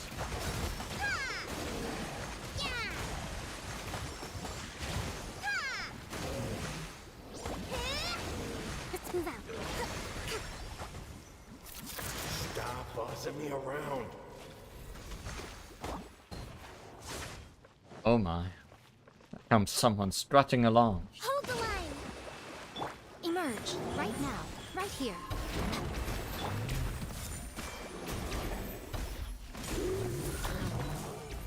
Who am I? I'm not Amira. Glad that's over. But what happened just now? He's not very proficient in using the Akasha's technology, and he spent a lot of Nyana energy creating monsters. Now the system is out of control. All the people he created also turned into monsters, including Amira. It's terrible, even for a dream. Even Paimon's freaked out. Paimon can't imagine what they're going through. It's like a horrible nightmare. The good news is that the chaos seems to have subsided. Now we only need to wake up the people here and let them return to their real lives. Amira. My dear Amira. They're all gone. It was just a big dream after all. I couldn't change my fate, and my knowledge turned out to be useless. What a cruel world. Do you still think this is our fault? I don't care about that anymore. The Nyana energy used to sustain this dream has all been transformed into monsters.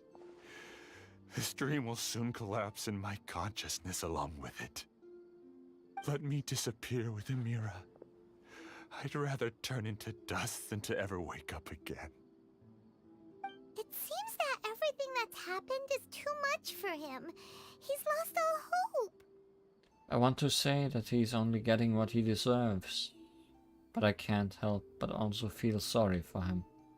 I think seeing Amira turn into a monster was punishment enough for him.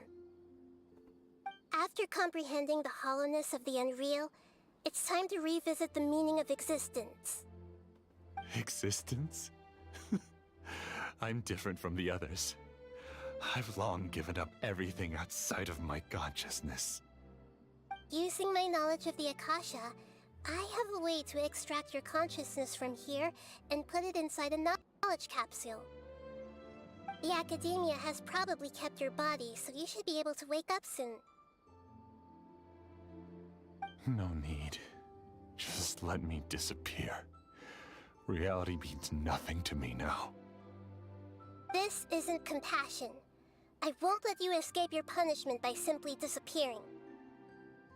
As for your life after that, it'll be up to you how you want to exist. Alright, Traveler and Paimon, we should go back. Time to wake up. We can finally wrap up this whole thing.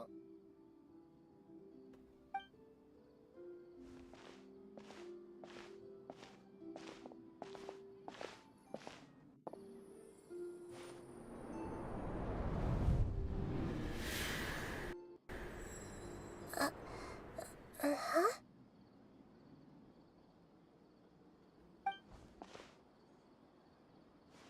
What's wrong, Nahida? Oh, nothing. Let's tell the people here to gather at a moment of dreams after they wake up.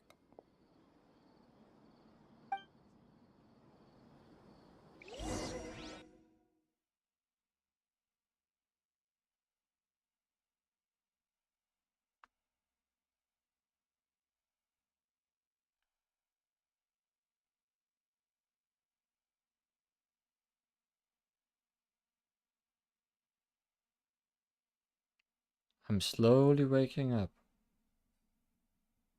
Slowly. I can see the light somewhere. I'm sure it's gonna be fine.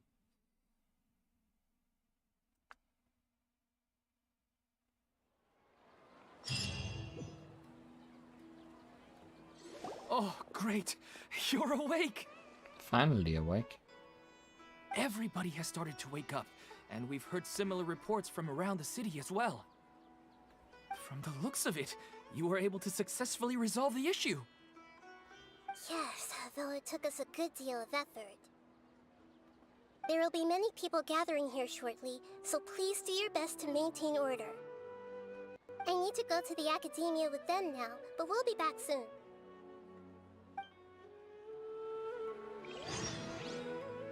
Are we going to ask about that scholar? Yes, but it may take some time for him to wake up after his consciousness returns to his body. We can leave the rest to the Matra. Finally, it's over. It all went perfectly, but it was way too tiring. Oh.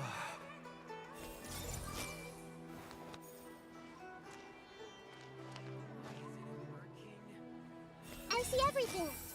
The Traveler and the Dendro Archon must have done something deep inside the dream. That's our Dendro Archon. I have to say, I'm very impressed. I felt a violent tremor somewhere deep within my dream, and then I woke up. I guess we'll all wake up from our dreams sooner or later.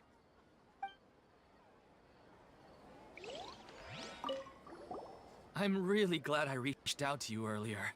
Otherwise, we wouldn't have been able to handle this situation on our own. You did a great job as well.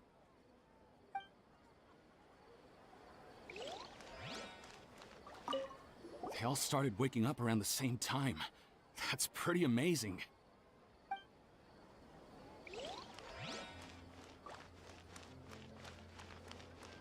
Quest marker, please.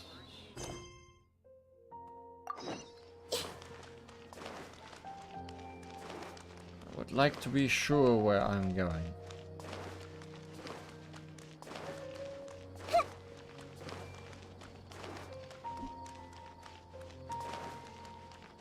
Although the academia is decently hard to miss.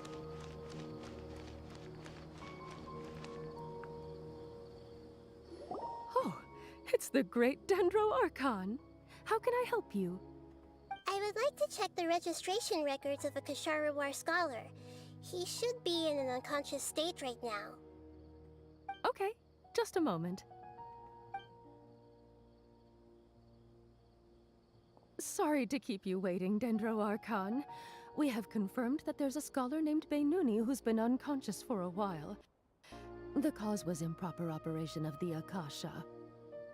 He hasn't regained consciousness yet, and is still receiving treatment at Bimarstan. Huh? Isn't his name Mosace? I guess he didn't want to be recognized or bothered by anyone. Please, give the knowledge stored in this to the Matra, and ask them to import it into Beinuni's brain. Understood. But for safety reasons, I need to know why. It's simple. This contains his consciousness. It's long been trapped inside of a dream. He's committed an act that affected the safety of Sumeru.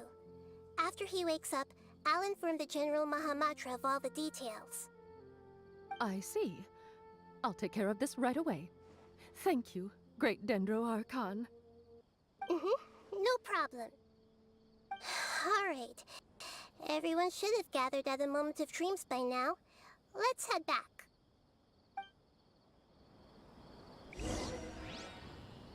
Hey! I've gotta be careful not to slip up with my work, especially in front of someone as important as the Dendro Archon. I'll take care of it as soon as possible. Don't worry.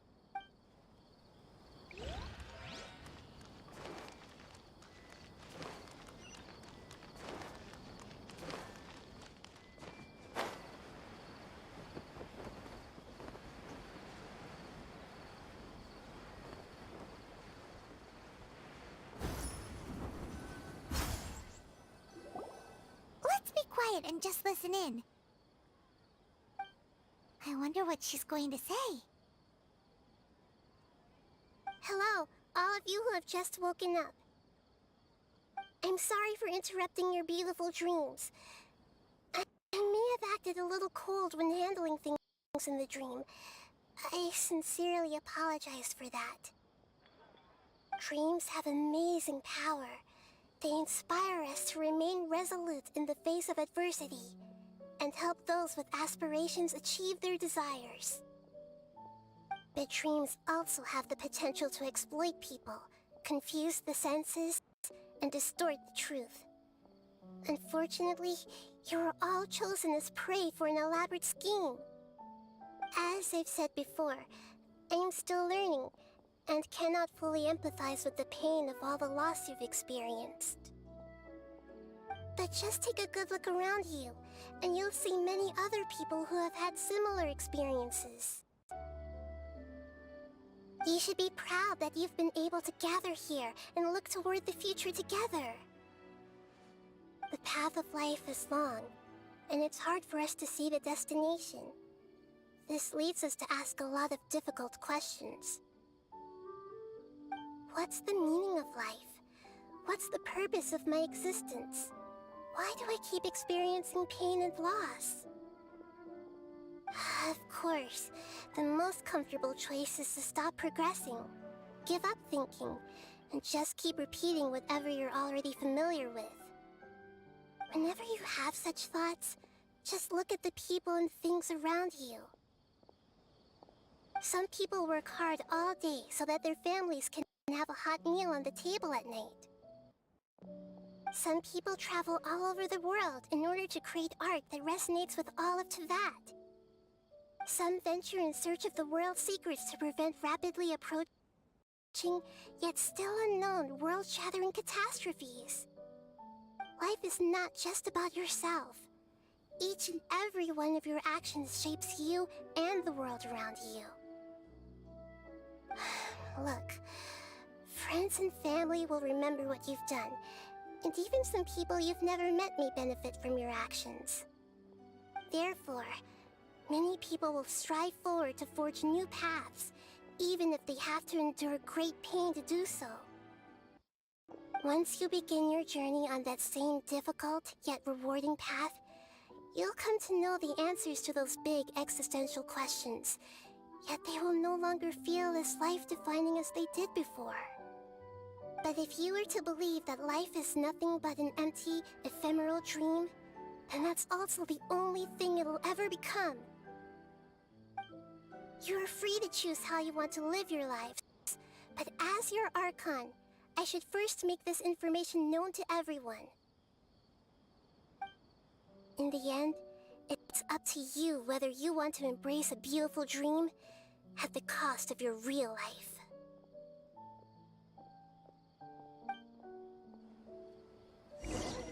Nahida said she wanted to speak with us alone. It seems like she went to the plaza in front of the academia. I see everything. There's so many people to listen in on. All this time, I never realized this is what Professor Aisha wanted. How did I not see it earlier?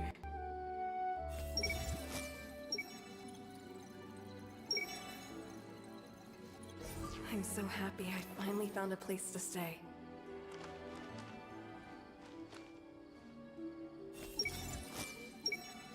I guess it'll take some time for me to get used to my new life. But that's fine with me. Should we celebrate and go eat something special?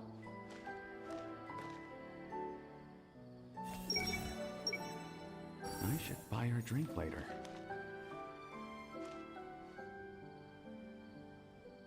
I see everything. So dizzy. I think I'm about to lose my lunch.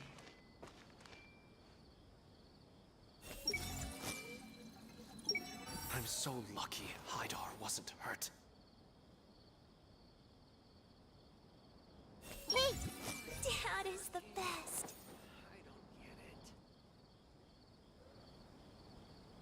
Everyone okay? Finally, it's over. It all went perfectly, but it was way too tiring. I'm really glad I reached out to you earlier. Otherwise, we wouldn't have been able to handle this situation on our own. You did a great job as well.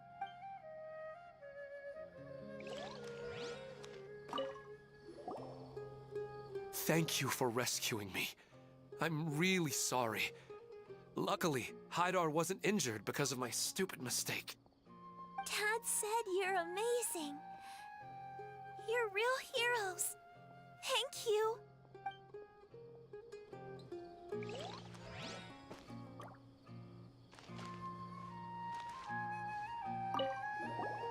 I'm still a little dizzy from sleeping so long. Just give me a moment here.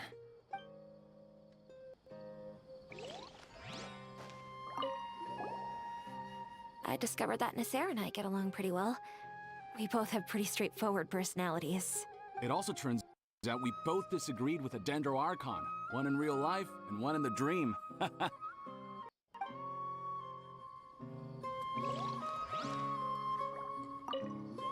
I'm getting ready to go on an adventure, and I'm taking this plant with me. I shouldn't just sit here waiting for her to come back. Professor Aisha was so determined to explore those secrets, so I should go take a look too. Thank you.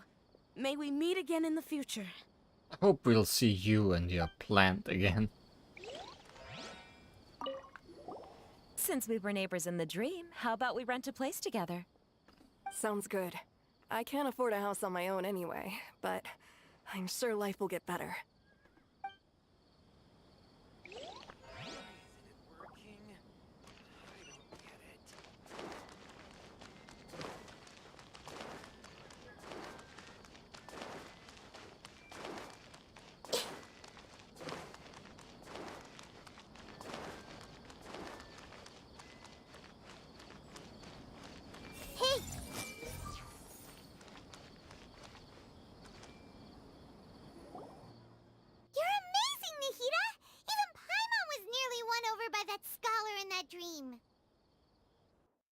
Well, he's very good at manipulating the weaknesses of human nature, but perhaps he himself had fallen prisoner to them long ago. That dream was incredibly beautiful and enticing. Ordinary people couldn't see through it and easily lost themselves within it. But as long as you can still wake up, you can still move forward with your life. You've also learned a lot, Nahida. Huh? What makes you say that? You can really emphasize with others now. Right! You said that you didn't understand human feelings, but we saw how considerate you were with all these people. Your speech just now really connected with everyone. You did a good job. Thank you. I've heard a lot of sad stories along this journey, and several of them have touched my heart. You can't say that the victims of the dream really did anything wrong, and what they wanted was also not unreasonable. That's why I could understand them when they tried to resist us and protect the dream. But all of my understanding and stirred feelings probably can't even account for even 1% of the pain they've experienced. I don't think this 1% can be seen as an example of what you call empathy. You're too hard on yourself, that's for sure. Nobody is capable of having absolute empathy. You should be a little more confident in yourself. Alright. I suppose going out into the world will help my confidence grow. I've learned that emotions are nothing like knowledge, and that's why it's hard for me to put them into words sometimes. Beinuni, or Mercedes, said that I had never personally felt the pain of loss, but I have a vague feeling that this isn't true. The moment I entered the dream, I felt like I was wrapped in a blanket of warm feelings. It was so warm that it felt like I had returned to the start of my life, and I didn't want to wake up anymore. Huh. Did she see something in the dream too? But when I opened my eyes, the feeling was gone without a trace. Are we gonna tell her? If I have to make an analogy for it, I would say I can no longer see words on a piece of paper after they have been erased, but I can still see the slight indentations of where the words had been written. But now that I've experienced this dream, I think I can say with confidence that I won't dwell too much on the meaning of that warmth. Maybe we shouldn't tell. It's enough that I can tell I was once supported by that warmth, and its existence has allowed me to get to where I am today. If I dwell too much on its exact nature, I would be putting the cart before the horse. I gave a speech to inspire my people, so if I were to fail to live up to those words myself, then that would be too embarrassing. Greater Lord Rukadevat has already shaped Nahida through her actions. Even if she has been forgotten, Nahida's mind and willpower are the proof that she once existed. Instead of telling her the truth, I should respect their decisions. Hey, what's with that serious look? You keep looking like there's something you want to say. Is there anything you want to tell me? No, it's not important. Okay. Since we just woke up, let's stretch a little bit. A new day is about to begin.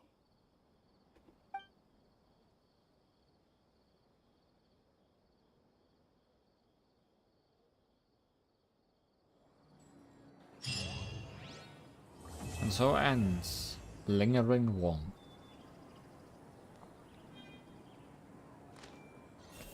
I see everything. Foolish Vahumana. Wait! Narrow-minded Haravatat. Everyone hold hands. If you want to touch someone's heart, you have to find just the right words. Is just tunnel visioning. What is the best way to Let's do some hangouts. Cause we want to get closer to people, don't we?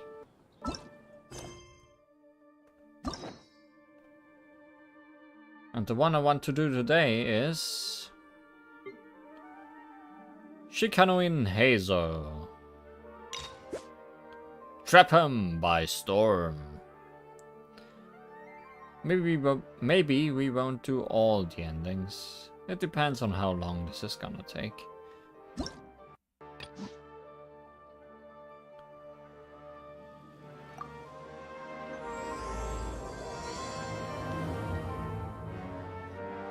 That guy does indeed exist. The missing person. Go to Pantan Sango Detective Agency. Goodbye, Sumeru.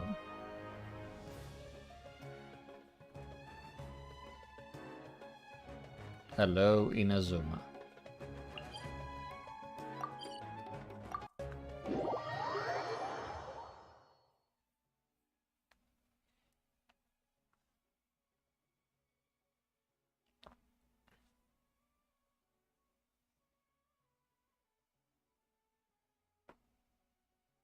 Hello, Inazuma loading screen.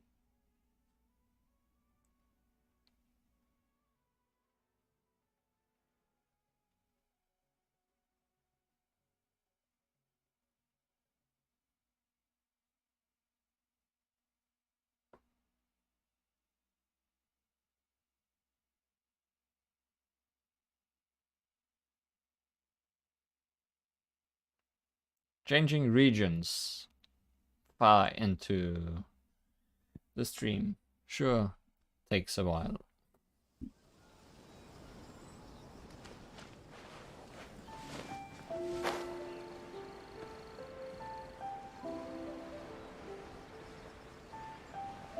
Yeah.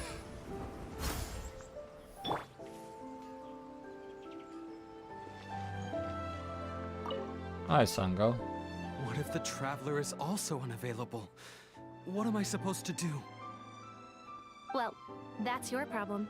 It was your choice to get into this mess. Oh, but fortunately for you, it appears your savior has just arrived. Ah, Traveler. Great, you made it. Don't worry, I'm available. Well, it's not like you were ever really busy to begin with. Songo? Compared to the Traveler, you're the one who has too much free time. No, I'm very busy. I'm busy standing here. I have to stand here all day. Even if it's a commission you're unwilling to take, your excuse is just pathetic. A commission you are unwilling to take. Yes, that's why I've asked you to come over. Allow me to explain. A key member of the Tenryo Commission has recently gone missing. No one has seen them, and their whereabouts are currently unknown. The Tenryo Commission has entrusted us to find this person discreetly because it would be a hassle for them to look for this person openly for a variety of reasons. Their name is... Kujosara. That's right. The general has gone missing. Oh no, where did our Tengu go? If the general was really missing, the Tenryo Commission would have flipped Inazuma on its head by now. And do you think they would only commission us for a case like that? Please ignore Songo's nonsense, Traveler. In fact, the missing person's name is Shikanoin Heizo. Oh, okay. Our Tengu is where she is supposed to be. He works as a special detective at the police station. Although his rank is merely a doshin, he is quite competent and held in high regard by the police station. Do they think he's more competent than me? We get that you don't want to help Songo, but could you at least try not to make things more difficult here? Sorry, Traveler. Even though I accepted the commission, as you can see, Songo's less than thrilled to be involved in this case. Because the pay is too low. Nope, not even close. If you really want to know why, it's because I absolutely refuse to deal with that brat's nonsense. The only news that could make me happier than Shikanoin has gone missing would be Shikanoin has been missing for 100 years. Needless to say, Songo and Heizo have a bit of a history. I see what you mean. They're competitors. Well, it's a little more serious than that. According to Songo, Heizo was an obstacle in her path to the Temple of Truth. Like a yappy dog that was constantly in the way.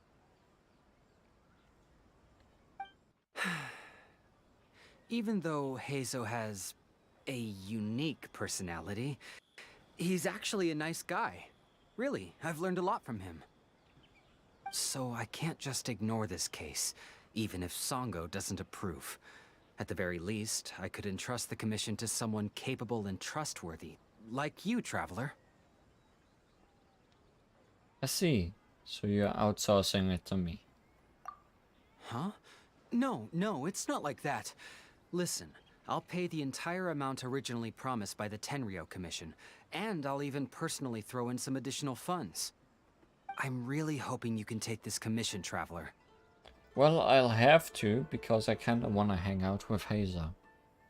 If Heizo truly is in danger, I know he'll be safer with you by his side. No problem, but I'll need more information. Great!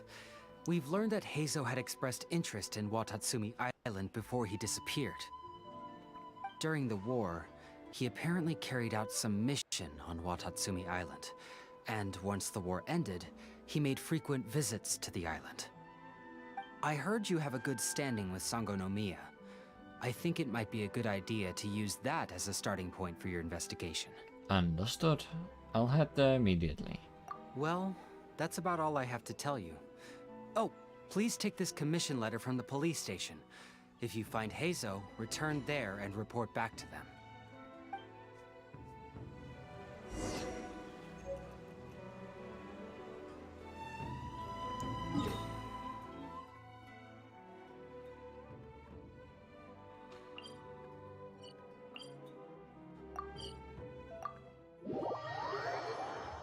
I feel like this is the first hangout that does not start with the person we want to hang out with.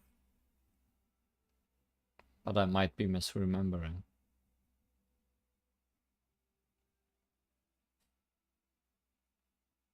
Less of a dojin, more like a douche.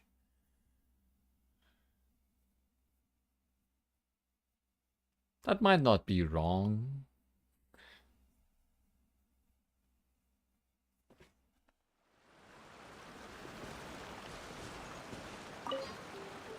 Shibata! Oh, it's you! The captain of Swordfish 2? My name is Shibata. I'm in charge of the watch here. May I inquire as to what the captain needs? I'm here for information about a specific individual.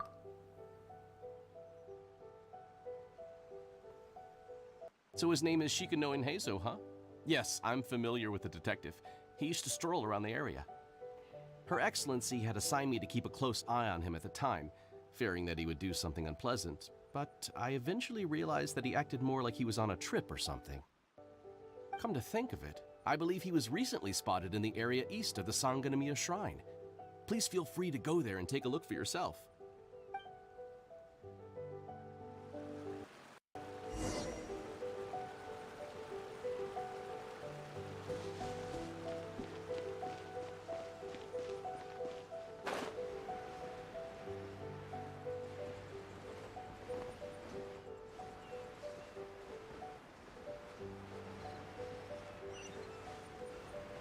Oh.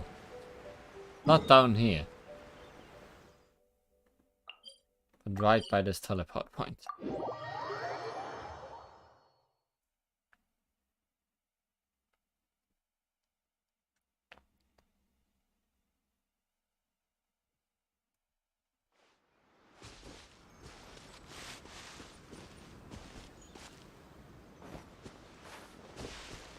Come on, you guys. I'm nothing but a poor tourist with empty pockets. Please, you can just let me go. Just shut up and stay put. Right now. Right here. Hey, so it looks like you're not going anywhere anytime soon. I'll uproot you. Enshroud.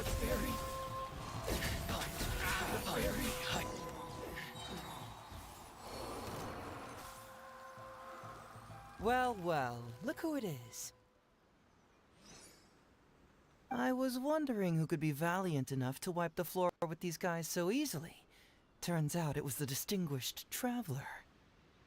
Really, I can't thank you enough. Have we met outside of the trial of guts last time? Of course I was aware of you long before you arrived in Inazuma. Though the Sakoku decree managed to keep the country locked up, it wasn't able to stop the incredible stories about you. Every day, all of those little stories would come scurrying over to my desk, like files with little feet. I was actually thinking about going to meet you once I wrapped up the business at hand. Who would have guessed that you'd show up first? I got so excited I nearly forgot to introduce myself. The name's Shikanoin Heizo, Special Detective of the Tenryou Commission. It's a pleasure to meet you, Traveler. He starts with 3 huts and he's missing 3 huts. I feel like usually we had 5 in total. But I might be misremembering. I wish you all the best on your journey through Teyvat, by the way. I've been commissioned to come find you. Huh. I guess that means I've taken over as the main character in your story today.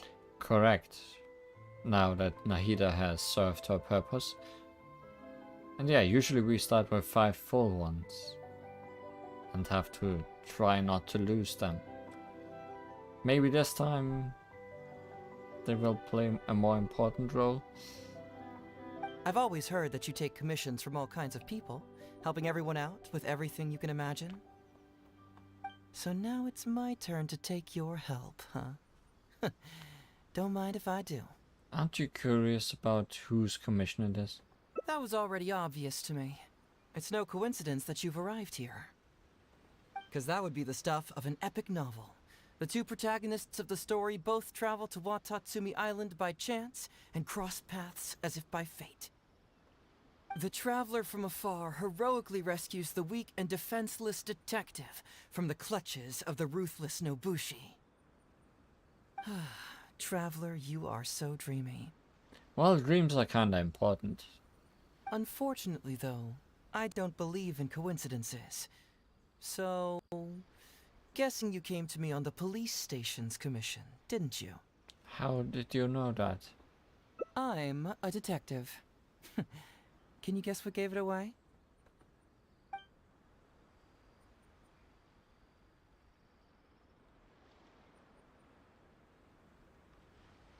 Did you deduce it from what I said? Sounds like you already have some ideas about the work of a detective.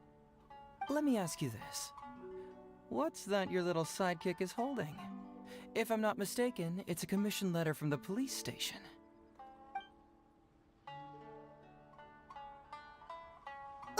What? Paimon's just here to take a look.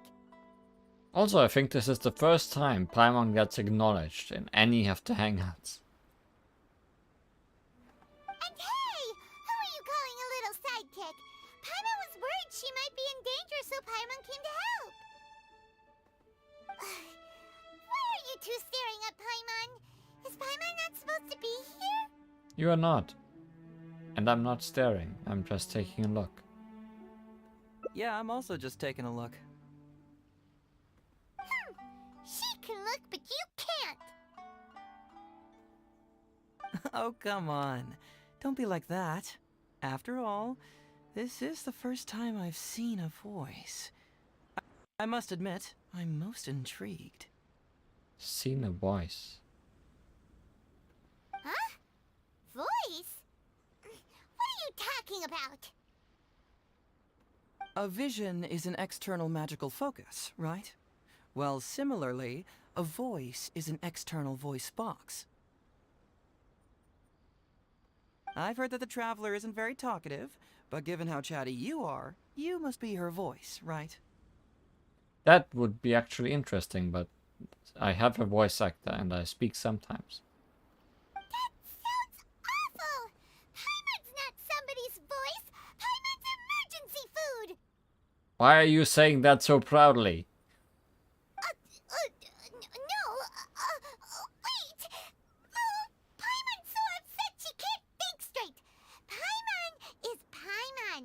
How dare you give Paimon such a terrible nickname? We came here to rescue you, but you actually opened the cage yourself. You were only pretending to be captured by the Nobushi, weren't you? Pretty suspicious if you ask Paimon. Come out with it, mister. What kind of schemes are you up to? Sheesh. For someone who says they don't want to be a voice, you sure do talk a lot. Yes, I'd also like to know what you're doing here, Detective Hazel. Well, let me think for a moment. Yes, all this started a long time ago, during the war. Kujo Takayuki, who was head of the Tenryo Commission at the time, had secretly asked me to investigate the military capabilities of Sangonomiya. But I had already grown tired of the guy for a while, so I simply treated the trip as a paid vacation. I had heard that Watatsumi Island is really beautiful. As for the mission, I thought I'd just come up with some random excuses or whatever when I reported back. But guess what? The first night I arrived on Watatsumi Island, I had a dream. The dream contained only one message, an echo resounding from the depths of the earth that kept ringing in my ears, saying,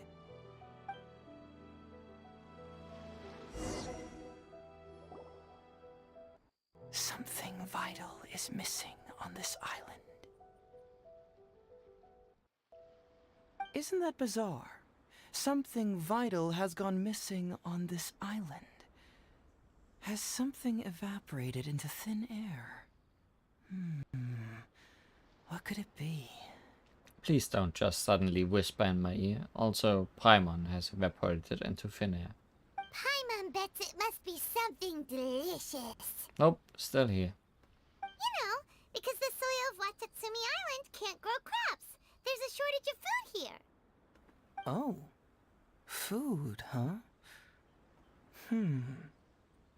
How about you, Traveler? What do you think is missing? Missing Paimon.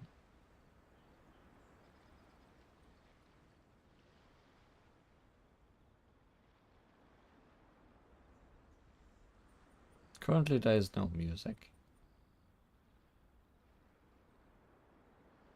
Maybe it was just a dream. See, no, I thought so too, but... That did feel like a bad choice, but most of them did feel bad.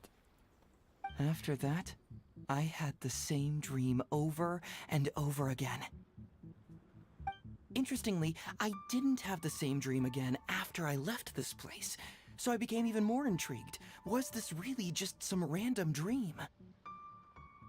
Some people believe that dreams represent the Divine's helping hand, which I suppose is understandable. However, if you ask me, dreams have nothing to do with the gods. Instead, they are flashes of intuition. It was my intuition telling me that there was something important about this island that, poof, suddenly vanished. So I decided to accept this little commission from my intuition and investigate to see if I could come up with any compelling findings. Unfortunately, the investigation has had little progress up to this point. Does it have anything to do with these Nobushi? Who knows? I felt there was something peculiar about them, so I pretended to get captured to see if there were any leads that would surface. And that's when you showed up. I'm sorry for interfering with your plans. Nah, don't worry about it. These guys were just a bunch of small fries. Besides, your arrival is much more important to me. I have a feeling you can help me find the answer to my dream. So how would you like to partner up on this one? We can work together to solve the mystery. But I have a commission to fulfill, so I'll have to bring you back first. Yes, of course, I understand. But let me ask one more question.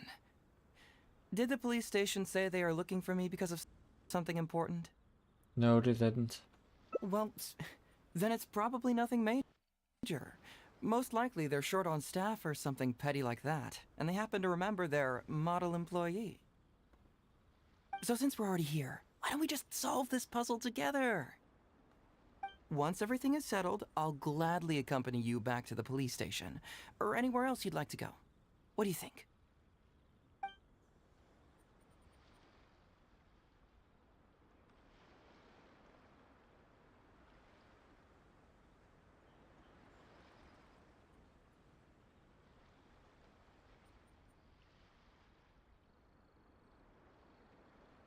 I think your dream's really out there, but I'll tag along since you're determined to stay. You really care about others, don't you? You'll make an excellent partner. Made up for my previous mistake. Well, let's get started, shall we? First, we can search the camp for clues.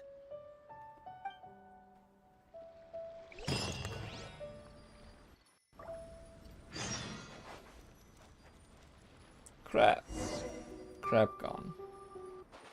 Ooh, what's the shiny thing? Oh, it's a Sango pearl.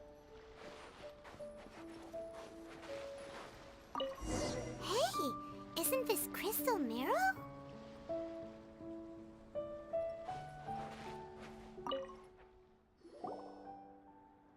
So, have you found anything? Sadly, all crabs escaped. Mission failed. We found a bunch of crystal marrow and sango pearls. Yes, I've found pretty much the same. And there really are a lot. Aren't these all super expensive?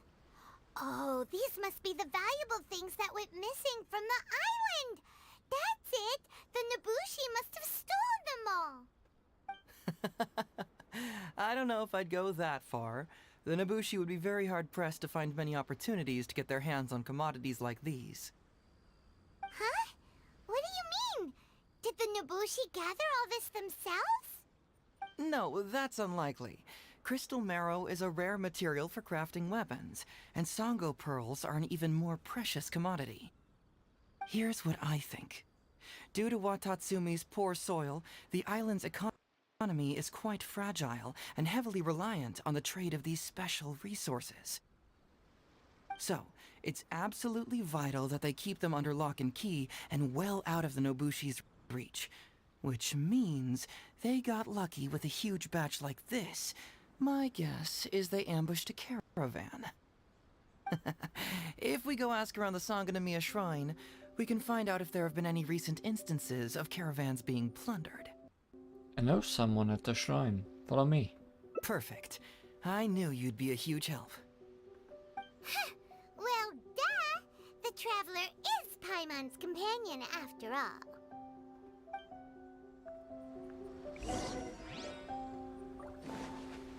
Don't think you can escape me, General Crab.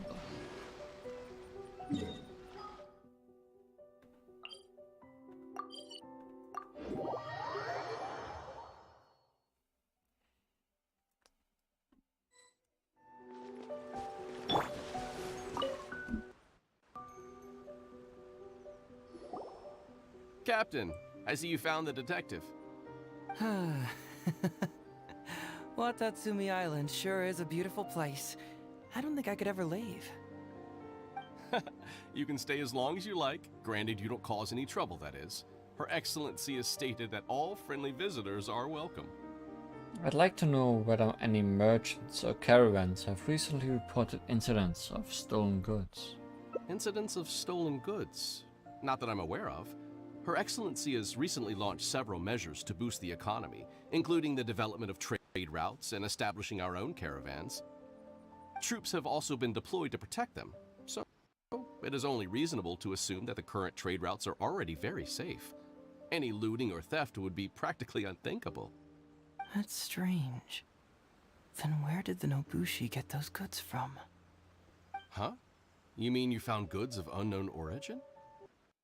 Yep, and it's all Sango pearls and crystal marrow, so we know it's local. Could there have really been a theft that hasn't been reported? That shouldn't be the case. Well, perhaps you could go ask Todoroki. He's responsible for the caravans and is usually in the village at night preparing the goods. If something has happened, he should know about it. Great. Thank you for all the info. Let's go. Hey, Traveler! It's been a while. I've missed you. Why didn't you inform me that you'd be coming over today? Goro, hi. We also haven't done your hangout yet. Ah, General Goro. If I knew that this hangout would lead us to Sangonomiya, I would have done Goro first. You're dismissed, Shibata. You may go about your other duties while I catch up with the Traveler. Yes, General Goro. I overheard you discussing a case of stolen goods. Is that right? That's right! We found a lot of Watatsumi's valuable products in a Nobushi camp!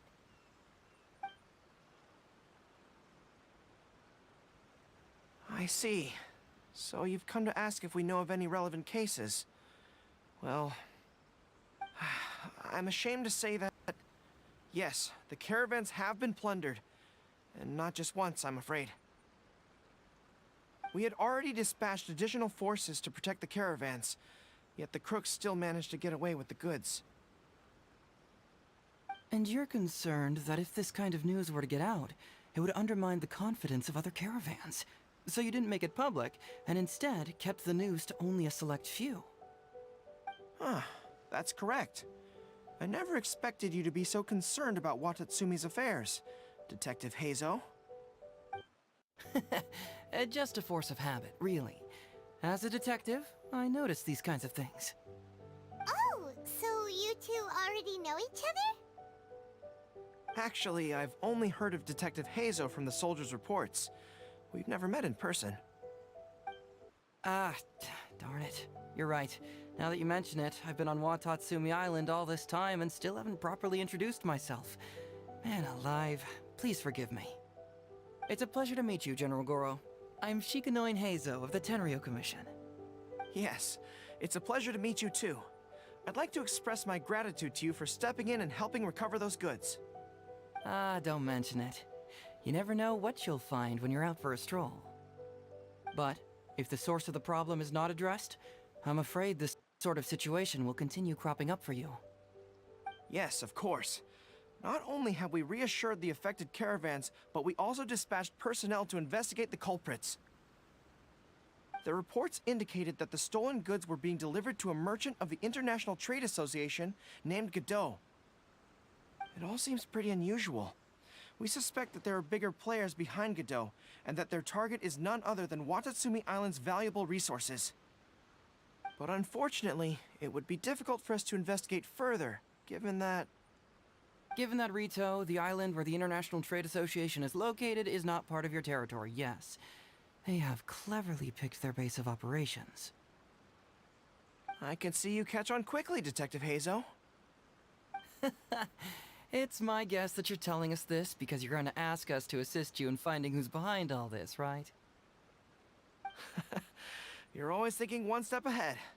Yes, those were exactly my intentions. And of course, we will prepare a generous reward for you. The recent end of the war, trade and commerce have now become an important component of Watatsumi Island's development. Ensuring safety of the trade routes is critical, and we can't afford any further incidents. So, will you please help Watatsumi Island, Detective Heizo? I'm willing to assist, but it all depends on what she wishes.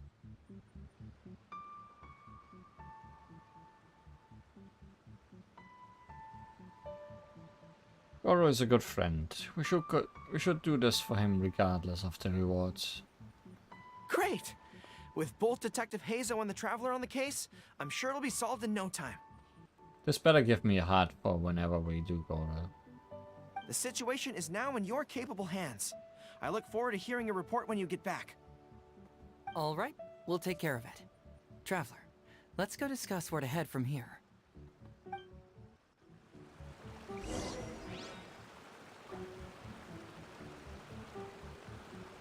Exercise caution when traveling to Rito. If you come across any unexpected dangers, retreat first. Your safety is the priority. You must approach this issue with a long-term strategy in mind. Are we going to Rito? No, we are going to Hazel. Where'd he go?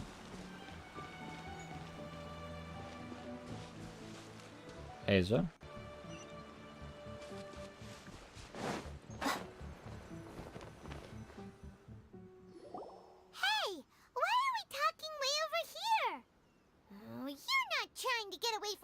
So he can't overhear us, are you? Very perceptive. Seems even Paimon has her moments. Let me ask you, do you believe in intuition? Huh? Intuition? Where are you going with this? My intuition tells me that General Goro is lying. What? How could you say that? Although he did seem a little on the serious side today, but Goro's a good guy! Good people can be deceptive, too. After all, everyone has their secrets. He might even be a good dog. What happened? What makes you say that? Well, in my opinion, the timing of his appearance was a little too coincidental. Sangonomiya's soldiers have been keeping an eye on me for the entire time I've been on Watatsumi Island, yet I had never seen General Goro even once. But today he came out and met with us, and even commissioned us to investigate a case. Well, maybe he just smelled me. Maybe that's because the Traveler is here today, and Goro thinks she's more capable. Yeah, that. Really? Huh. Then that makes things even more peculiar. If there are powerful players behind this case, and he needs to draw upon external support, then he should have taken action sooner rather than wait until today. A more plausible explanation is that the items we discovered are linked with some unspeakable secret, and he had to intervene to prevent us from digging any deeper. Then he put up a smokescreen to mislead us. I surmise that investigating the Merchant Godot on retail will yield no results. Whoa, are you serious? But this is all just a hunch you have, right? Actually, there is another key factor behind my reasoning, though you may not believe me.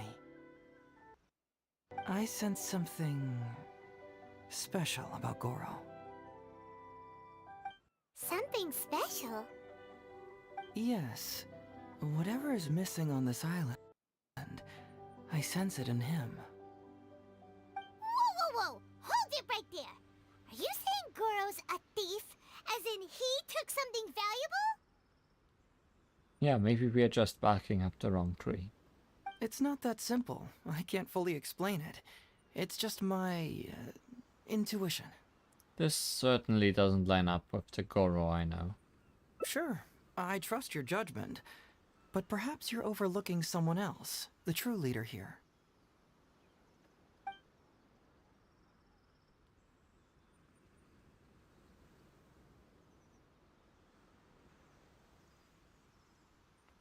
Alright, you've convinced me. There might be some secret here. What do we do? This is a split, isn't it? It's simple. We should just investigate whatever it is they're trying to hide from us. And what were we planning to do just before Goro showed up? Oh, we were going to talk to the leader of the caravans. Yeah, someone named Todoroki. Bingo. There's no time to lose. Let's go talk to this Todoroki.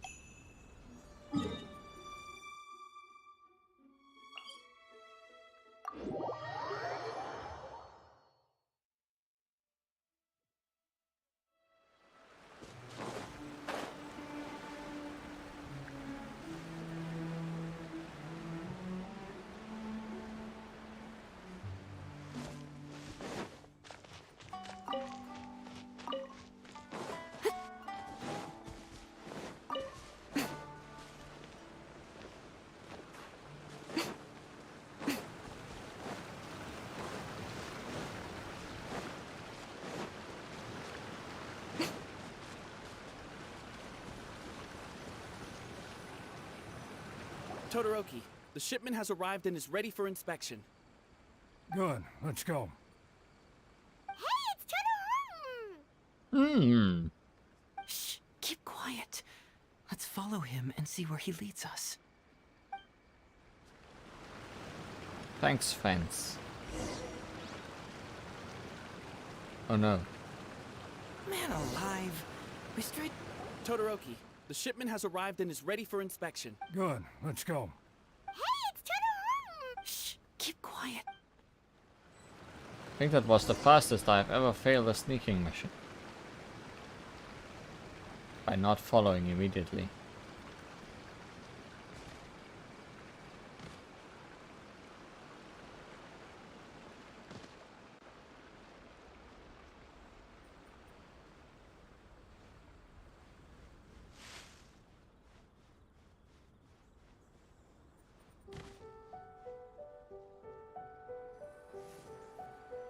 Your intel was spot on. When we arrived, the Nobushi were all still asleep. We captured them all, and the goods were retrieved and brought back here. I'll take a look. Everything seems in order. Good work. It's nothing.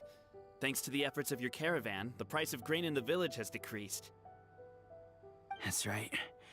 And who would have thought that the injuries we sustained during the war would have such a lingering effect on our bodies? But thankfully, you also brought back some life-saving medicine. Things are improving thanks to the help from those up top. Oh, by the way, what is the state of the village's inventory? Make sure that it's confirmed tonight. I have to leave tomorrow morning after I go to the Sangonomiya Shrine and get instructions from General Goro. Don't worry. We've already prepared the list. Just follow us. Huh? The soldiers from Sangonomiya seized the Nobushi stolen goods? But didn't Goro say all the stolen goods were headed to the International Trade Association? And Todoroki said he'll get instructions from Goro tomorrow. Interesting. It appears these seized goods were never stolen. There's something else behind all this. Now's our chance to look around and see if we can find any leads. Glaze lilies? What are these doing here? Shouldn't it be crystal marrow or something?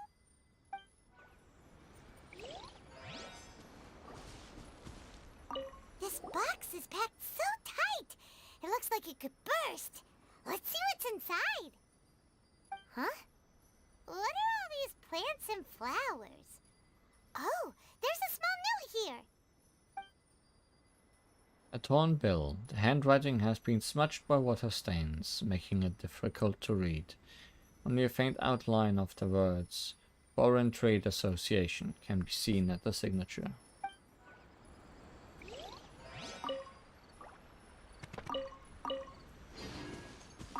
Whoa! Qingxian? Paimon was expecting to find Sango pearls.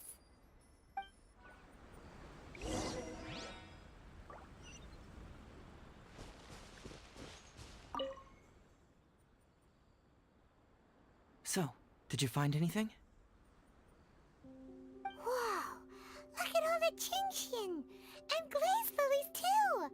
There are also tons of other plants and flowers Paimon doesn't know here. Weird. These are valuable raw ingredients for producing medicine.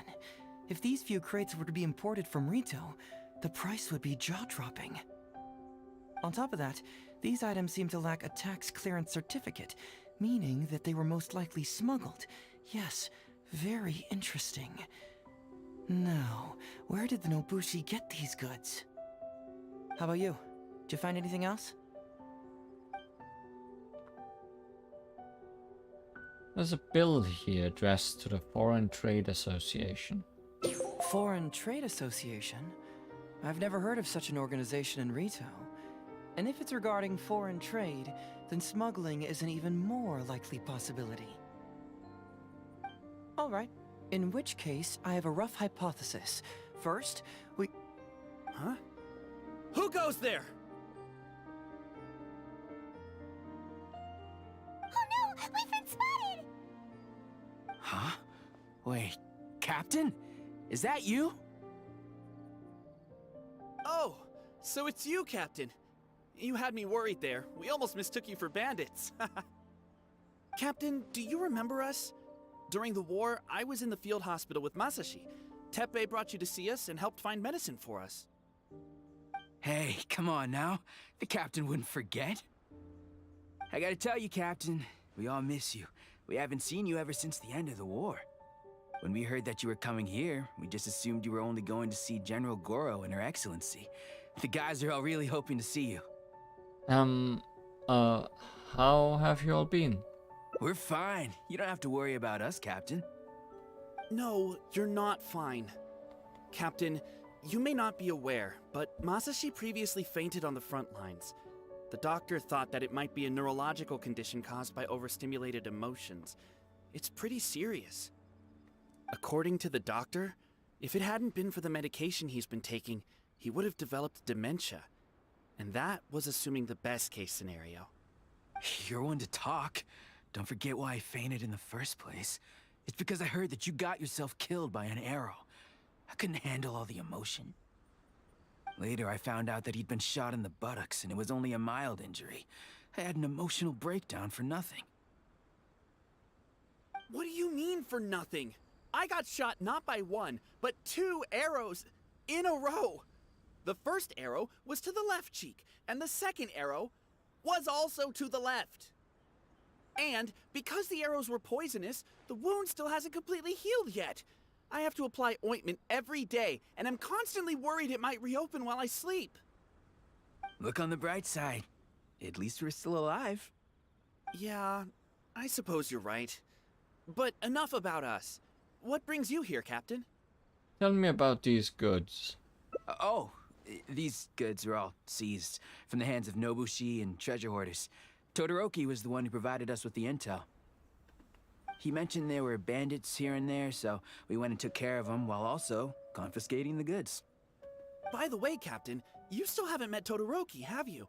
He's the one we're working for now. Her Excellency recently announced plans to stimulate the economy and created the caravans, with Todoroki at the helm. Yeah, he's proven to be quite capable. Even though he was just a farmer before, he's now successfully running the caravans. And his two sons were also our brothers in arms. Both received a special medal of honor from General Goro, which is quite remarkable, don't you think? So, as injured veterans, we've been reassigned to Todoroki. He's the one who gives us orders and pays our salaries now. What do they call that again? It's called changing careers, dummy. Ah, right. Changing careers. Anyway, I think the whole caravan thing is wonderful. Our region wasn't very prosperous to begin with, and the land can't grow any crops. We have to pay a hefty price just to get basic food from outside. I can't even imagine trying to maintain and feed an army like we did during the war. I see. I think I understand the general situation now. May I ask where the apprehended criminals are? And you are? Don't worry, he's a friend of mine. Ah, I see. The captain's friend. It should be okay to tell you then. We apprehended all the culprits and escorted them to a temporary location not far from here. Unfortunately, Masashi and I have other duties tonight and won't be able to take you there. Why don't you wait for a moment and I'll find someone else to show you the way. It's alright, you can return to your duties. We'll find the way ourselves. I'm pretty sure I've already got a grasp on what's going on. All I need now is to confirm it with the apprehended bandits. Let's go.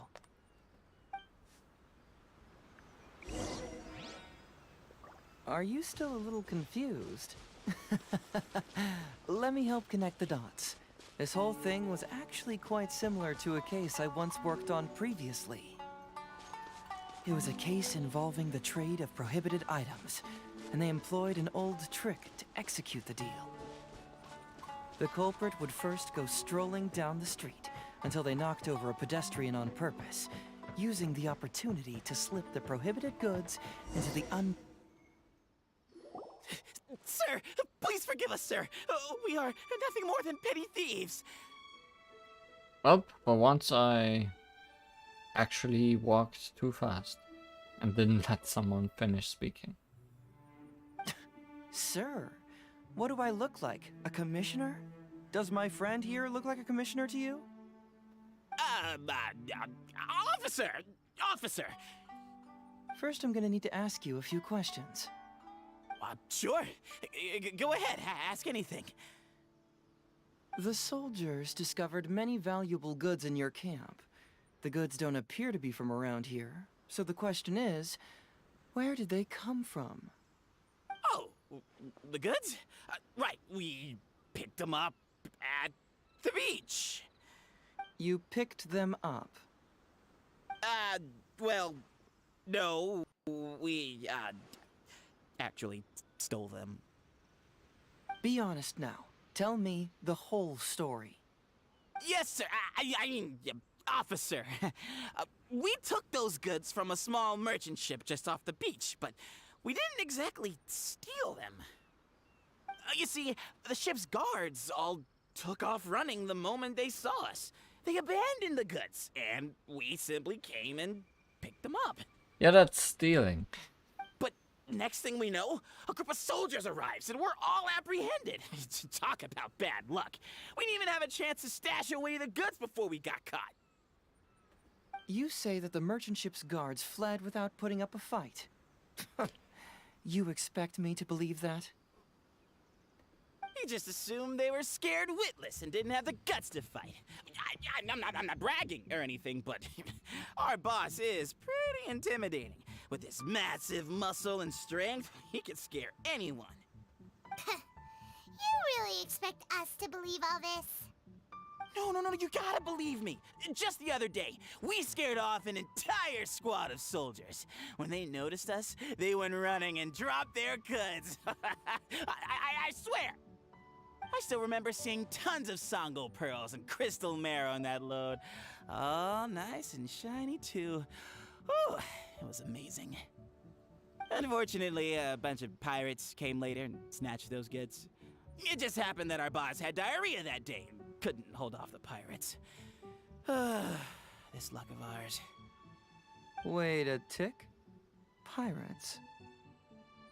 Yep, no doubt about it.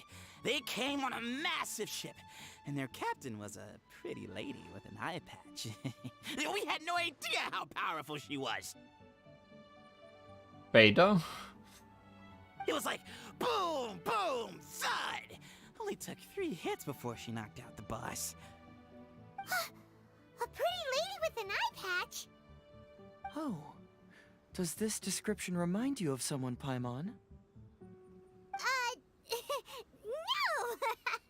Doesn't remind Paimon of anyone. Okay. And how about you? Come to think of it, all pirates wear eye patches. Really? Okay, I'll take that as a no, then. It appears that the situation is just as I suspected. Todoroki is striking a shady deal with a group of pirates, while General Goro appears to be assisting with the cover-up. What? How could that be?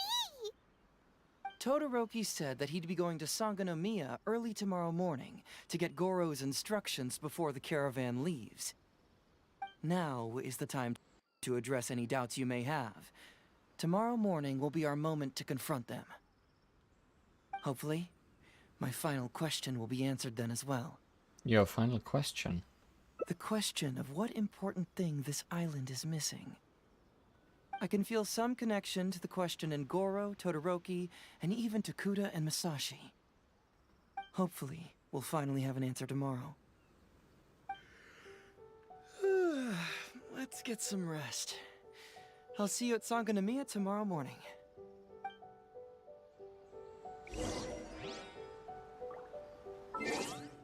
Early in the morning.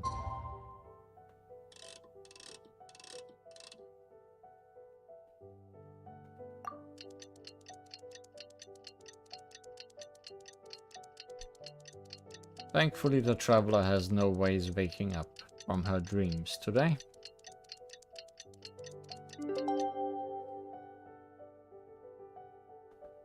Personally, I think the idea of things staying the same forever is...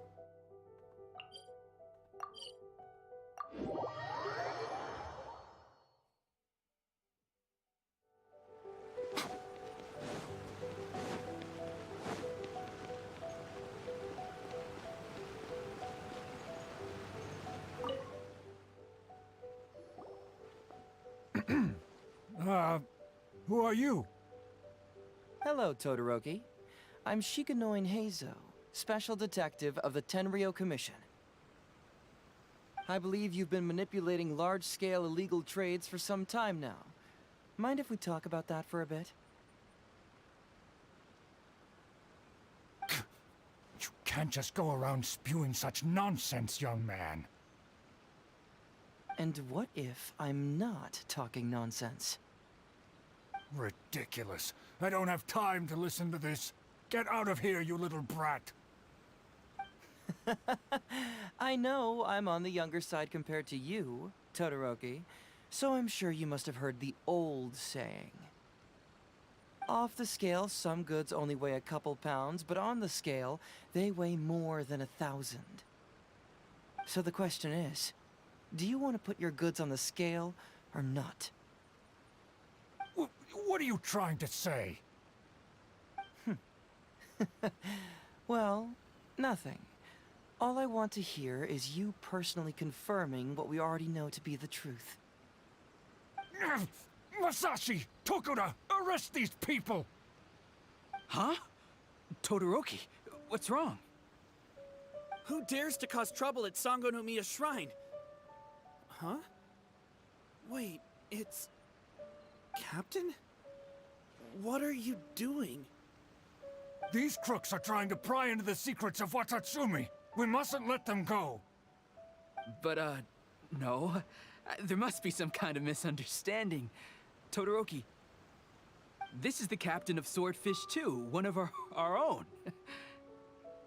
It doesn't matter who they are. Remember what General Goro told you? A long-term goal of Watatsumi is to revive its trade and commerce. And since you have been assigned to work with me, it's my orders that count around here. I don't care if they were your captain. Would you dare disobey orders?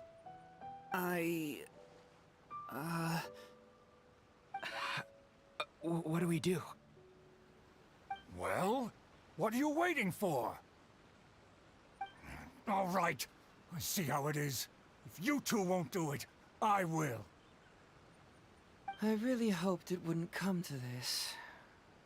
But... Wait! Everyone, stand down! General Goro! You're here. My apologies, Traveler, Detective Hazo. I wasn't telling you the truth. Todoroki, the Traveler here is the hero who saved Watatsumi Island. Without her, Watatsumi Island would never have found the peace it has today. We mustn't raise our weapons against her. How could you be so naive, General Goro? If we let them go free, then who's to say the Shogunate won't come after us tomorrow? If the Shogunate decides to investigate, we won't be able to hide the truth. I wouldn't allow them to take you, Todoroki. Let's not kid ourselves. If going to jail could solve the problem, I would go and turn myself into the Tenryou Commission right now. The question is, what are we going to do with the goods? Will you be able to keep them? Not to mention the chance of astronomical fines. Can you afford that? Goro, we both know that Watatsumi Island is a barren land. Plant 100 radishes here and maybe only 3 would grow. And those 3 combined would still be smaller than just 1 carrot imported from elsewhere. A barren land, surprisingly, considering all the water around. You can't grow food or medicinal herbs here, and if we buy them from Rito, we pay exorbitant taxes. My eldest son died fighting on the battlefield. But do you know how my second son died? He died because there was no medicine to treat him. You awarded both of them medals of honor, but did that save their lives? Can medals heal Tokuda and Masashi's wounds? No. It was the medicine that I got that saved their lives. Could be salty water. Outside the island maybe, but inside? If we detain them today, the Shogunate will never know what we've done. Besides, we're only a few months away now. I guess it's not impossible that the water is spilling in from outside. We will set them free once the new bill is passed in just a few months, and everything will be okay. None of what happened here will be mentioned again, and life on Watatsumi Island will continue to improve. I understand, Todoroki, but they won't... I can trust the Traveler won't, but the detective here is a Tenryou Commission officer. Forget it. You're the general. I'm just a radish farmer. Wait, what is the bill you just mentioned? It's a new commodity tax bill currently being drafted by the Kanjo Commission. The bill exempts taxes on goods that are in short supply on Watatsumi Island. Once the bill's introduced, we'll be able to buy commodities that we need from regular marketplaces. Oh, I see. Man alive. I wish I had known sooner. In that case, how about we put your fears at ease and I'll stick around here a little longer. You know, until the bill is introduced. Huh? Detective Hazo, are you saying that... You mean you're willing to stay here, young man? Come on, you two. What's with the strange looks? You've been keeping me under close surveillance, haven't you? Surely you must have noticed that aside from being a detective, I'm also an ordinary tourist who likes to enjoy good scenery. I believe that after the new commodity bill is passed, there will be more and more traffic between the two sides, and more people will be coming to visit Watatsumi Island. I have to take the opportunity now and enjoy this place while I still have it all to myself. Before long, tourists will start pouring in. Thank you, Detective Heizo. On behalf of the people of Watatsumi. My pleasure. But one good turn deserves another, does it not? Oh, you mean there's something you wish to request? I suppose you could say I'm from the Shogunate, but the traveler next to me isn't. As far as I know, she is planning to visit other nations soon, and it is unclear if she will return to Narukami Island or not. Therefore, there's no need to limit her freedom, right? I'm sure no one else will hear of what happened today. Am I right, traveler?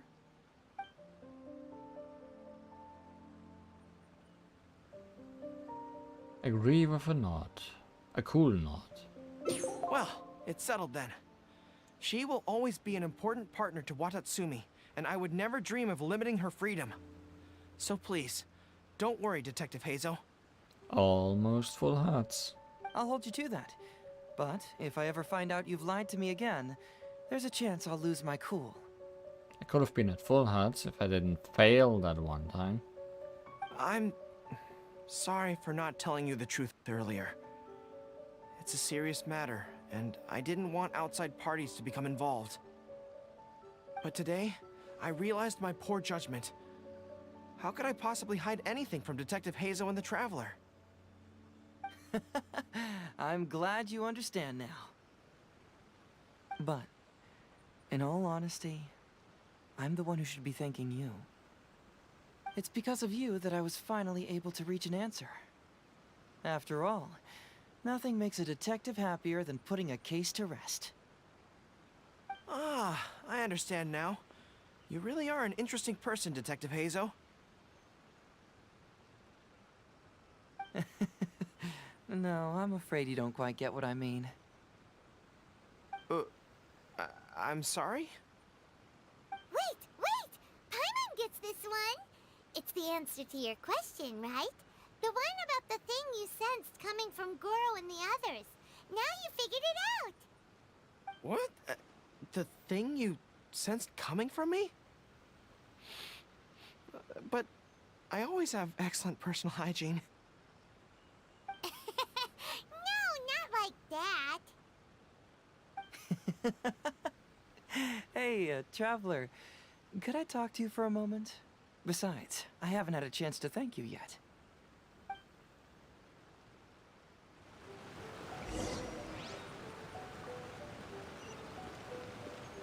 I apologize again for not being completely honest with you.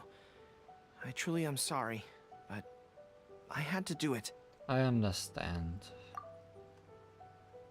By the way, does Kokumi know about all this? Ah, yes, Her Excellency. Well, let's just say that the war brought many terrible things while also forcing us to learn a lot. Right, but that still doesn't answer the question. Well, aren't you curious about who's been pushing for the new commodity bill? It certainly isn't the Kanjo Commission, because it doesn't immediately benefit them. And we don't have any connections there. You sure are avoiding the question. Yeah, it's kinda as if the gods suddenly appeared to offer you a divine hand. Yeah, the gods. I was invited to attend the Iridori Festival on Narukami Island with Her Excellency a while back. At the festival, I waited in the marketplace while Her Excellency...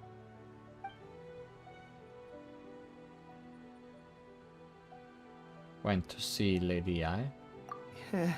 Yeah.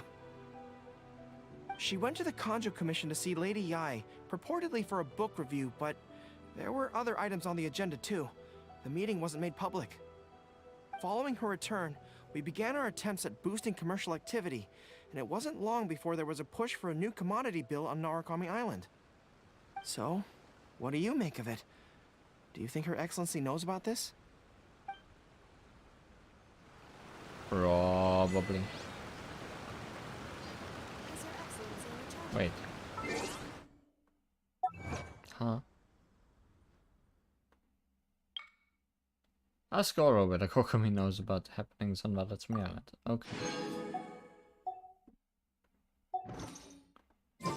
I just found it weird that I got an achievement in the middle of this hangout.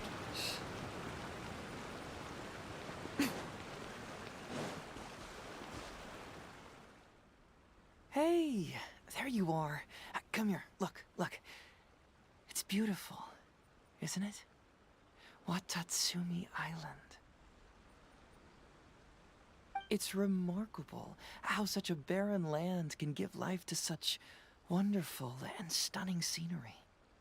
To be honest, I am grateful to you for this trip. Before you arrived, I was running around like a headless chicken. Even if I happened to find out what was going on here, I wouldn't have been able to uncover any concrete information without you present. I'm just sorry that I promised I'd accompany you back. It appears that I won't be able to do so for the time being. So please, cover for me in the meantime, okay? Have you really decided to keep the whole thing a secret? It's all in the past now. Let's just chalk it up as an intriguing experience I had on my trip here. Besides, that's not what I wanted to investigate anyway. So, now you have the answer you were searching for. Yes. Everyone you led me to and everything they said brought me closer to the answer. And now I finally get it.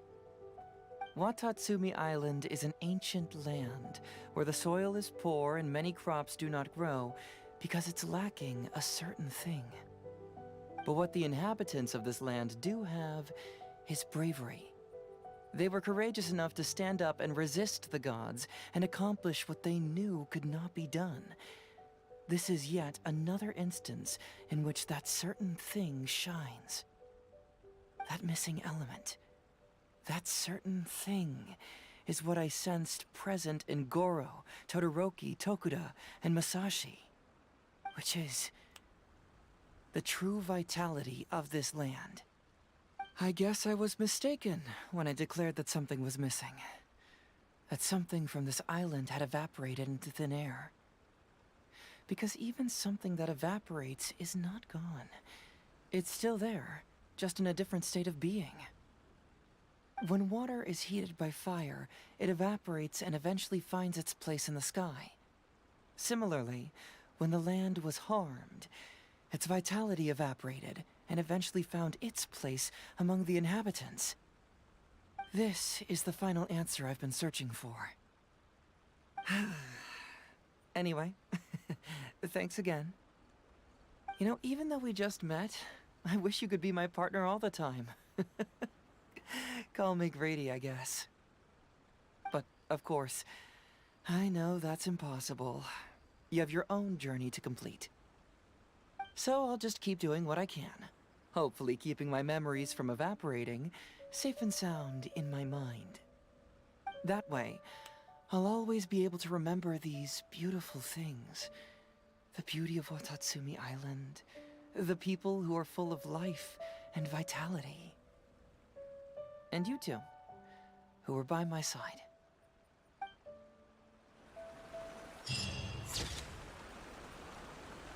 Memories do not evaporate.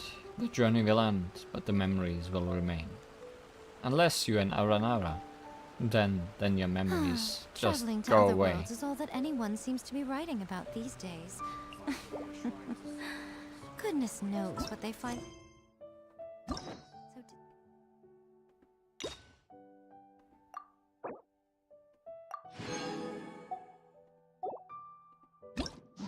How's your map looking?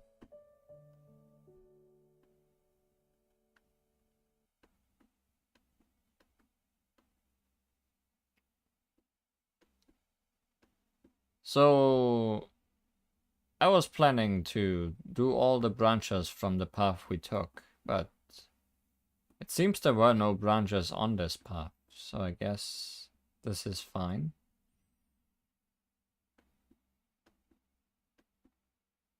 We will be back to doing more things with Hazel in the future, I guess.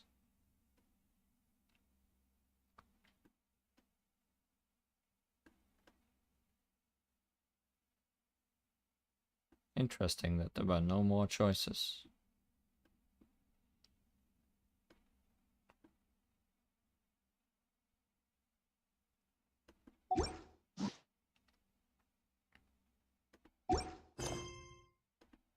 Disappointing about their own world.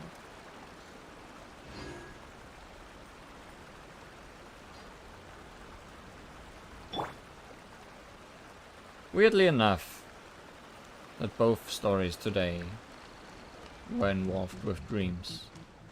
That was definitely not planned.